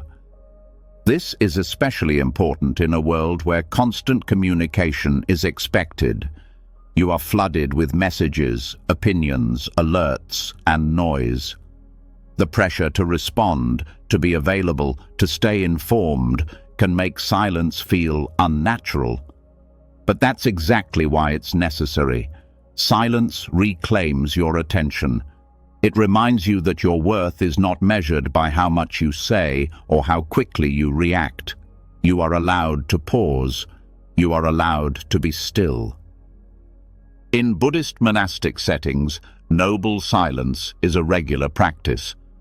Entire days or weeks may pass without verbal communication. But this isn't about cold withdrawal. It's about deep listening. Participants don't become distant. They become more present. Eye contact becomes more meaningful. Movements more mindful. Connection more honest. This depth is possible because without the buffer of words, people are less guarded. There is no script, just presence. You don't need to live in a monastery to benefit from this. Even short periods of intentional silence can change your state. Begin by choosing a time, 10 minutes, an hour, a morning, where you don't speak and don't consume information. Sit or walk in silence. Let your senses open. Feel your breath, your heartbeat, your surroundings. The goal is not to empty your mind. It's to stop feeding it. Let the mind unwind on its own. In these moments, you'll likely notice how uncomfortable silence can feel at first. The mind will reach for stimulation. It may produce restlessness, boredom, even fear. That's part of the process. What you're feeling is the body learning how to settle. The same way water becomes clear when it stops being stirred. If you stay with it, without trying to fix or escape it, clarity returns. One of the most important outcomes of noble silence is the softening of reactivity. When you're not constantly responding to others or your own thoughts, you create space between trigger and reaction. You begin to recognize your habitual patterns, the ways you interrupt silence because of discomfort, the ways you use words to defend, distract, or dominate. This awareness isn't about shame, it's about choice. Once you see the pattern, you no longer have to follow it. Silence also reveals what actually nourishes you. Without the noise, you notice the difference between habit and need. You realize that some conversations leave you more tired than connected, that some opinions you chase don't align with your values. That much of your mental energy is spent rehearsing dialogues that never happen. In silence, these tendencies become clear, not to criticize yourself, but to see where your attention has been going. For people with anxiety, silence can become a safe place, not because it avoids life, but because it gives the nervous system what it rarely receives: permission to rest. When you're no longer performing for others or even for yourself, the body can begin to release the constant alertness it's been holding. This regulation is not instant, but it's real. Every moment of silence teaches your system that stillness is not dangerous. That calm does not mean collapse. Over time, noble silence deepens your trust in your own presence. You no longer need to prove your insight through words. You no longer need to process every emotion out loud. You begin to sense that stillness is not the opposite of expression. It's the ground from which true expression arises. Your words become fewer, but carry more weight. Your actions come from a place of calm rather than urgency. This doesn't mean silence is always the answer. There are times when words are necessary, to comfort, to clarify, to protect. But when you practice silence regularly, your speech becomes more intentional. You speak with awareness, not out of compulsion. You know when to say something, and just as importantly, when not to. Even in relationships, silence can be transformative. Being with someone without needing to talk builds trust. It teaches both people that connection doesn't require constant commentary. That presence alone can be enough. This can be deeply healing, especially for those who grew up in environments where silence was filled with tension or avoidance. Noble silence is not that. It is not absence. It is attention without pressure. This kind of silence also supports deeper meditation. When you stop talking externally, it becomes easier to quiet the internal dialogue. When you're not preparing your next sentence or replaying the last one, the mind has room to breathe. You begin to hear the subtle layers of thought, the ones that drive your anxiety without being loud, and as you sit with them, they soften. You don't need to solve them, you just stop feeding them. Silence is not a break from practice. It is the practice. It teaches presence more directly than any technique, because it removes everything unnecessary and leaves only what's essential. You, this moment, this breath, and that is more than enough.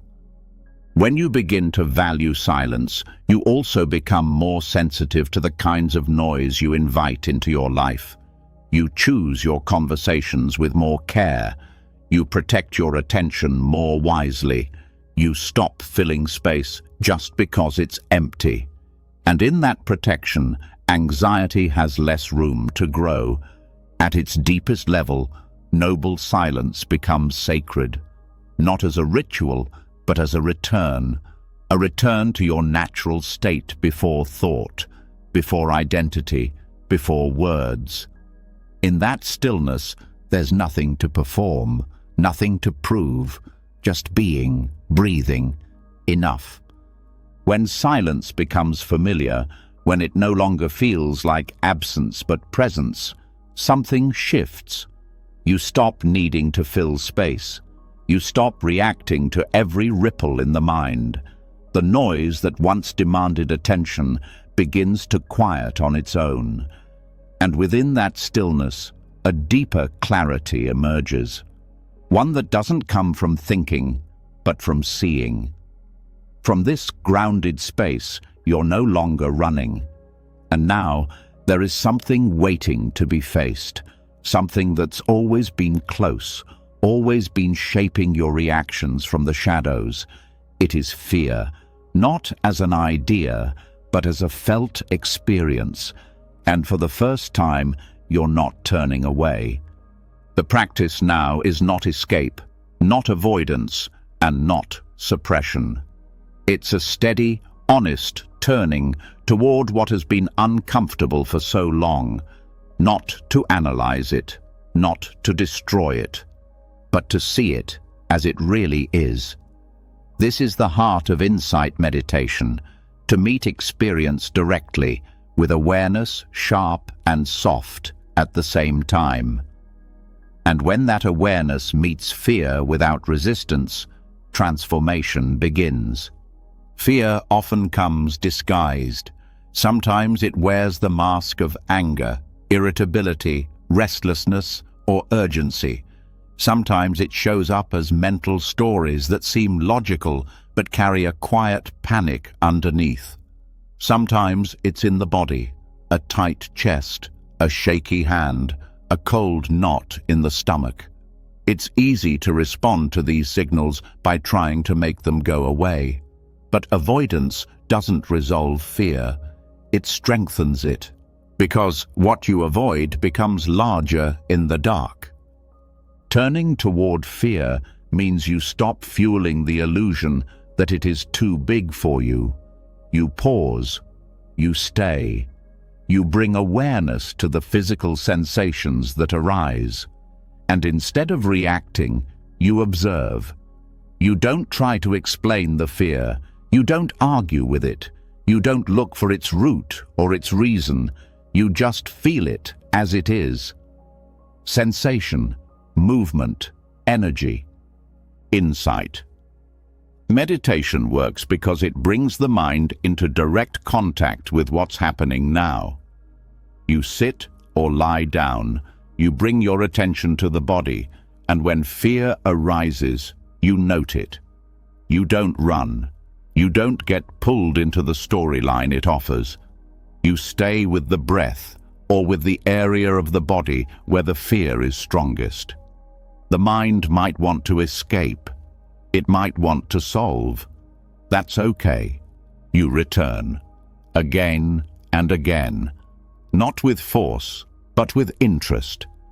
This practice helps you see that fear is not one thing. It's a sequence. First, a sensation, then a thought, then another sensation in response to that thought. A wave, but every wave has a crest and a fall. When you stop adding new fear to the wave by resisting, judging, or running, it begins to dissolve.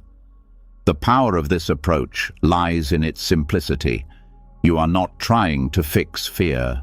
You are simply refusing to leave it unattended. You are sitting with the monster, not to fight it, but to see that it may not be a monster after all. Fear loses its shape when looked at directly. It starts to become what it truly is: energy moving through the nervous system, conditioned by experience, asking to be felt, not fed. It is essential in this practice to include the body. Insight. Meditation is not just watching thoughts, it's noticing how thoughts impact breath, posture, heart rate, and tension.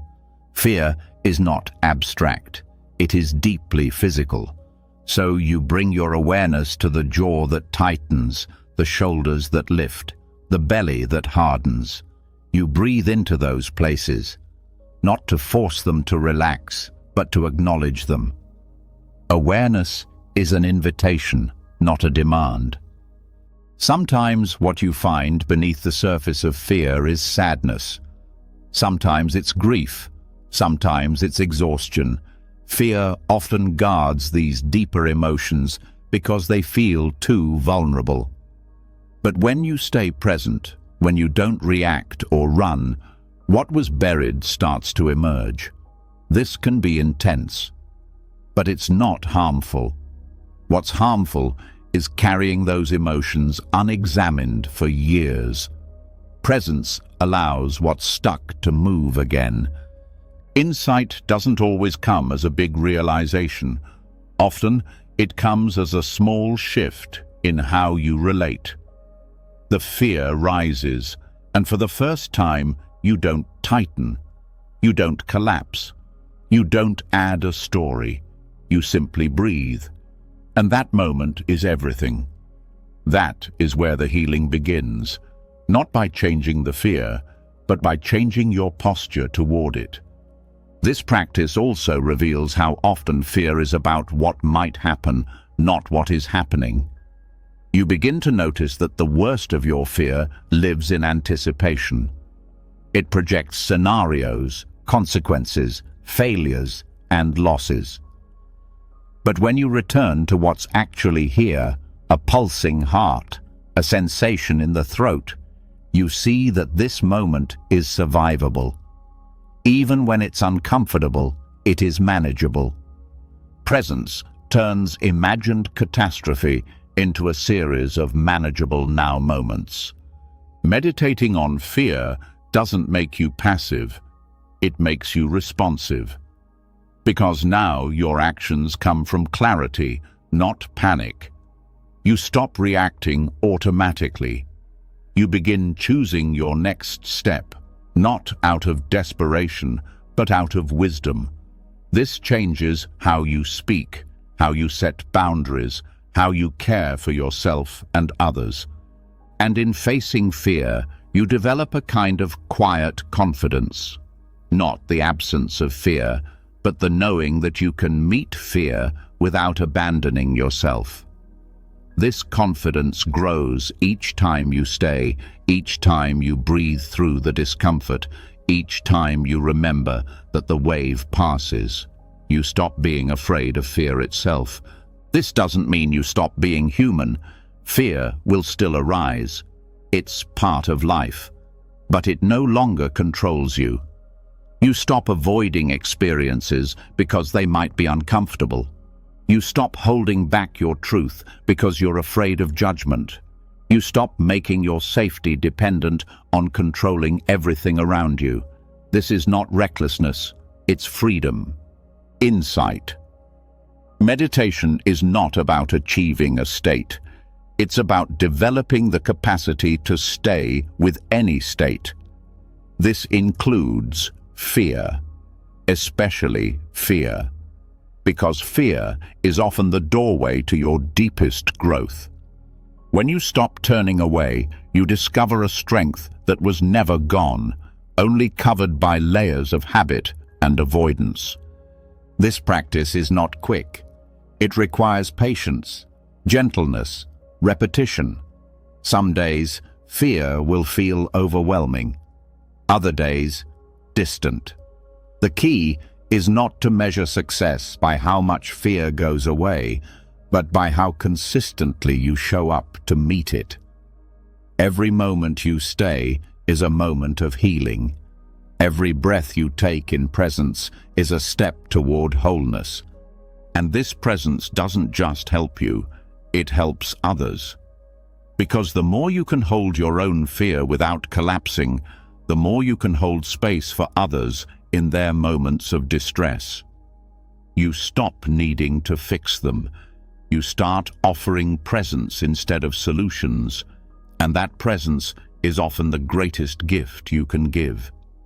This turning toward fear also changes your relationship to joy, because when you stop avoiding difficult emotions, you become more open to all emotions. You stop numbing. You start feeling. You begin to taste joy, not as something to grasp, but as something to receive, and it becomes richer because it's no longer limited by the fear of its loss. Fear loses power when it is met with stillness. Not the stillness of stiffness, but the stillness of staying, the stillness of clarity, the stillness that says, I am here and I am not leaving. That is the lion's heart, not because it roars, but because it remains. Meditation helps reveal this pattern because it brings stillness. And in stillness, the pressure to perform starts to become visible. When you stop doing, you start feeling. And what arises may not be peace. It may be restlessness, self-judgment, or guilt. The mind begins to churn. Shouldn't I be doing something? Is this practice working? Am I doing it right? These questions don't come from sincerity. They come from the craving to get it right, to be worthy, to earn peace. This is where insight begins. You start to ask deeper questions. Why am I doing this? What am I hoping to prove? What would it mean if I didn't live up to my own standard? These questions can be uncomfortable, but they're necessary. Because until you see the attachment to being good, you won't notice how often it drives your actions. You'll continue to act with tightness, not freedom. Letting go of this attachment doesn't mean you stop doing good. It means you stop doing it from fear. You stop measuring your worth by it. You stop needing the world to reflect your value back to you. Instead, goodness becomes a natural expression of clarity. You help when it's needed. You rest when it's time. You speak up when it's true. Not because you're building an identity, but because you're responding to life as it is. To work with this anxiety, start with noticing how often you seek reassurance. Whether in conversation, in feedback, or even in your thoughts, notice the hunger for affirmation. The moments when a compliment soothes something deeper, or when criticism unravels your peace. Begin to name this tendency without judging it. This is seeking. This is clinging. This is fear. Awareness weakens the grip. Over time, you begin to care less about how you're seen and more about how you're being. The Buddha taught that even attachment to virtue can become a trap. If your path becomes a source of pride, a way to feel superior or more advanced, you've stepped away from the heart of the teaching. True virtue is humble. It doesn't need to be announced. It doesn't require a witness. It's enough to do what is skillful without needing credit. That's the essence of inner freedom. Living from this place allows you to make mistakes without collapsing. You no longer hold the belief that a single failure undoes your goodness. You can apologize without self-hate. You can learn without shame. You begin to hold yourself with the same compassion you've offered to others, because now your worth is not tied to your reputation. It's rooted in awareness, in honesty, in the intention to keep growing. This also allows you to stop hiding. The pressure to be good often leads to suppression. You hide your anger, your doubt, your grief. You present only what is acceptable. But healing comes through wholeness, not image. You don't become free by perfecting yourself. You become free by including all of yourself, even the parts that feel unworthy. You may still feel fear. You may still feel the urge to prove. That's okay. The work is not to erase the impulse, it's to stop obeying it. When you feel the need to please, pause. When you feel the urge to defend your image, breathe. When you notice yourself reacting to criticism, step back and feel the body. These small acts of awareness are powerful. They interrupt the habit of self-protection and open the door to deeper truth. In daily life, practice doing good without leaving a trail. Help someone anonymously. Say something kind without waiting for a thank you. Let go of the need to be seen and instead notice how it feels to simply act from sincerity. At first, the ego may protest. It wants to be recognized. But if you stay with the feeling, something else appears, a quiet joy that isn't dependent on anyone's approval. That joy is your compass. It tells you when you're aligned, not with your image, but with your values. It doesn't shout, it whispers. It says, yes, this is true. Yes, this is enough. And when you begin to trust that voice, the anxiety around performance starts to fade. This shift also helps you relate more honestly to others. You stop comparing goodness. You stop measuring progress. You start seeing people as fellow travelers, not competitors. You celebrate their efforts without needing to match them. You listen without waiting to speak. You connect without needing to be seen as the most helpful or wise. This brings ease to your relationships. A natural, spacious love that doesn't need to prove anything. In time, the attachment to being good softens into something more honest. The desire to be real, to be present, to be kind without pressure, to act with integrity even when no one is watching. This is the freedom that anxiety cannot touch, because it doesn't rely on results. It doesn't fear failure. It doesn't cling to approval. It simply flows from a heart that has nothing left to defend. When the need to be good no longer holds you in its grip. And when your actions begin to flow from a place of integrity rather than image, the inner world starts to feel more spacious. The constant evaluation softens. The fear of failure fades into something more workable, but even after that softening, there often remains a quieter, deeper layer of anxiety, one that can't be resolved through performance or praise, control or perfection. It's the fear that everything could end, that all your efforts, your relationships, your identity could be erased in a moment.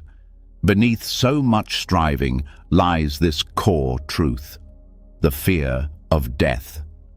This fear is not always dramatic. Often, it shows up in subtle ways, in the urge to manage every detail, in the resistance to letting go, in the panic that rises when plans don't work out.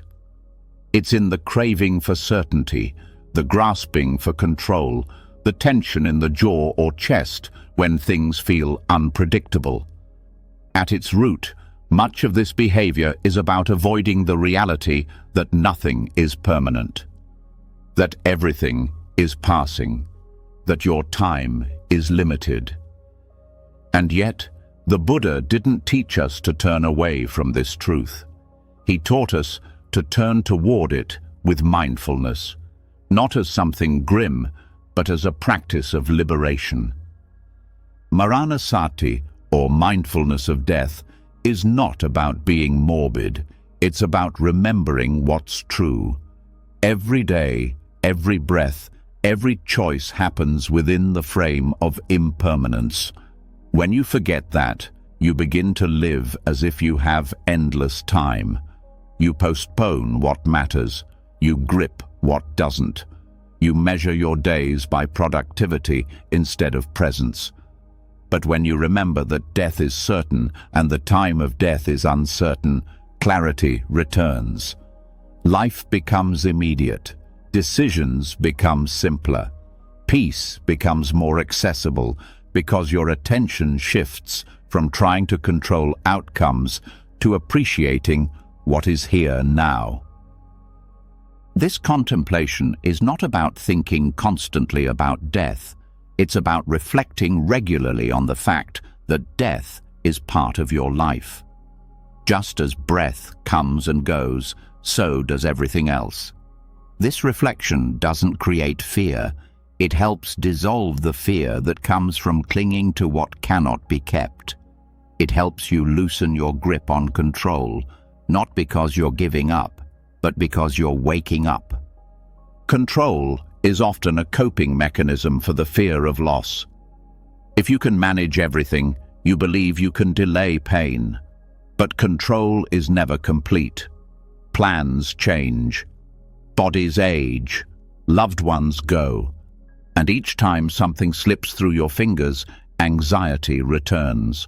The mind asks, "What if I lose this? What if this ends?" But mindfulness of death answers gently, "It will end." That's not a threat. That's a reminder. It's a reminder to cherish, to release, to live. Maranasati is not a dramatic meditation. It can be as simple as pausing once a day and saying to yourself, "This breath could be my last." Not to scare yourself, but to center yourself, to bring the mind back to what matters. When you practice this sincerely, it brings a certain gravity, not heaviness, but depth. You stop wasting energy on things that don't matter. You stop putting off your values. You start living as if each day counts, because it does. This contemplation also helps you deal with regret. When you know that life is short, you don't cling to mistakes. You learn, you apologize, you forgive. You don't carry the burden of needing to be perfect. You carry the intention to be honest, to be kind, to be awake. And when you fall short, you begin again. Because there's no time to live in shame. There's only time to return.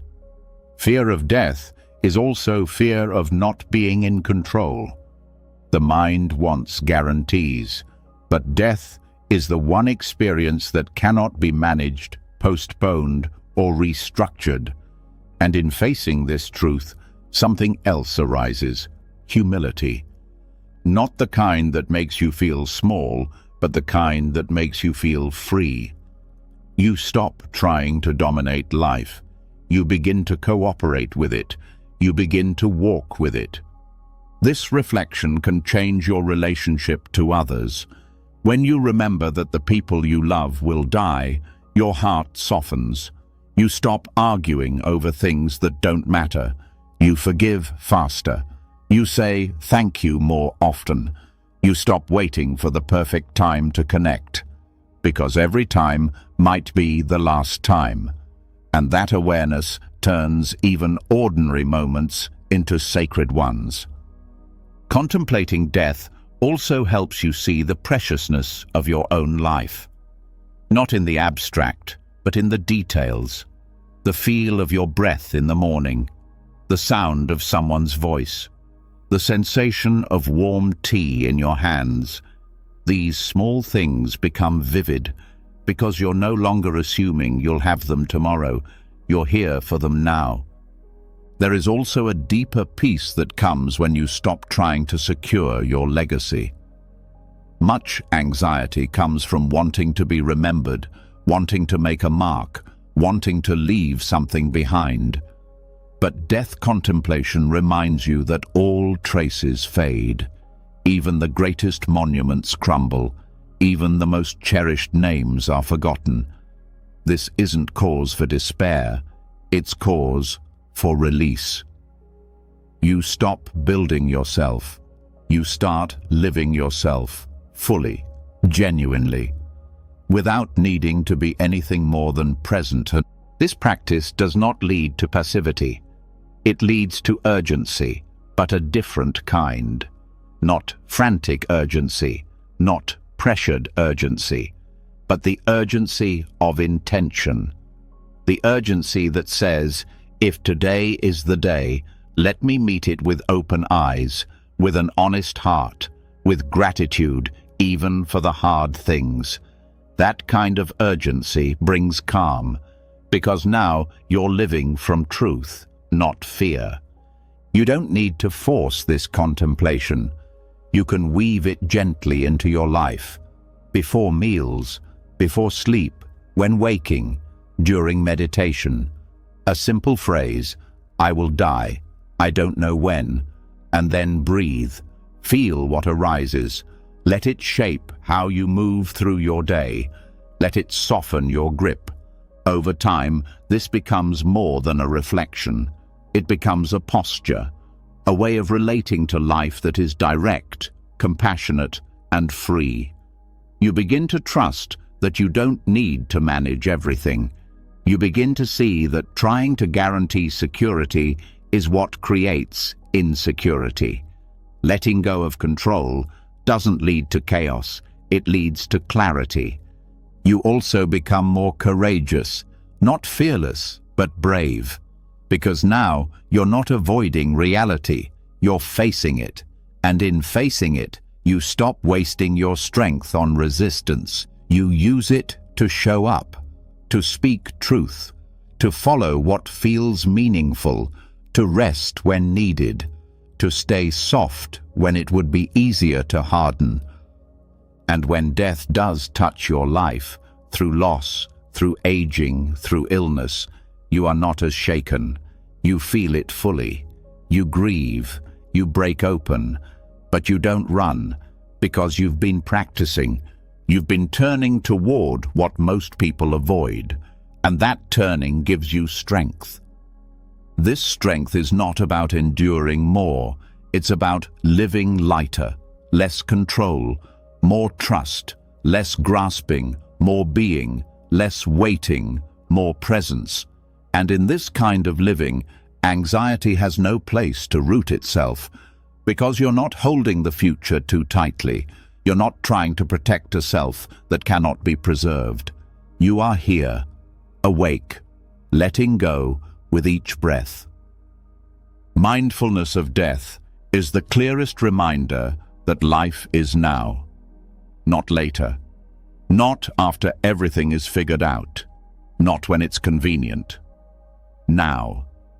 And when you begin to live from that truth, everything becomes more vivid.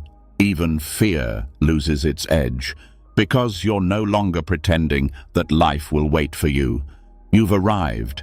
You've just traveled through more than 3 hours of Buddhist wisdom, not just ancient philosophy, but practical guidance for meeting anxiety with clarity, with courage, and with compassion. From the first moment of noticing fear to the last breath of letting go, you've explored the full path. Attention that cuts through illusion, ethics that anchor your heart, presence that frees your mind, and friendship that reminds you never walk this alone. You've seen how anxiety is not something to fight, but something to understand. It arises from habit, from identity, from craving, from forgetting what is real. And through these teachings, you've learned how to come back to this breath, to this body, to this moment, where fear loses its story and peace becomes possible. You've learned that letting go is not loss, but freedom. That silence is not emptiness, but medicine. That death is not the end, but a teacher that wakes you up to what matters most. And above all, you've seen that healing does not come from changing who you are. It comes from remembering who you are when you stop running. If this journey spoke to something deep in you, we'd love to hear from you. Leave a comment below with the words, "Peace is my path." Let us know which part of the journey touched you most and how you'll begin bringing these teachings into your daily life. And if you found value in this content, subscribe to the channel. There's so much more to explore together, and we'd be honored to walk the path with you. Until next time, may your mind be steady, your breath be soft, and your heart be free.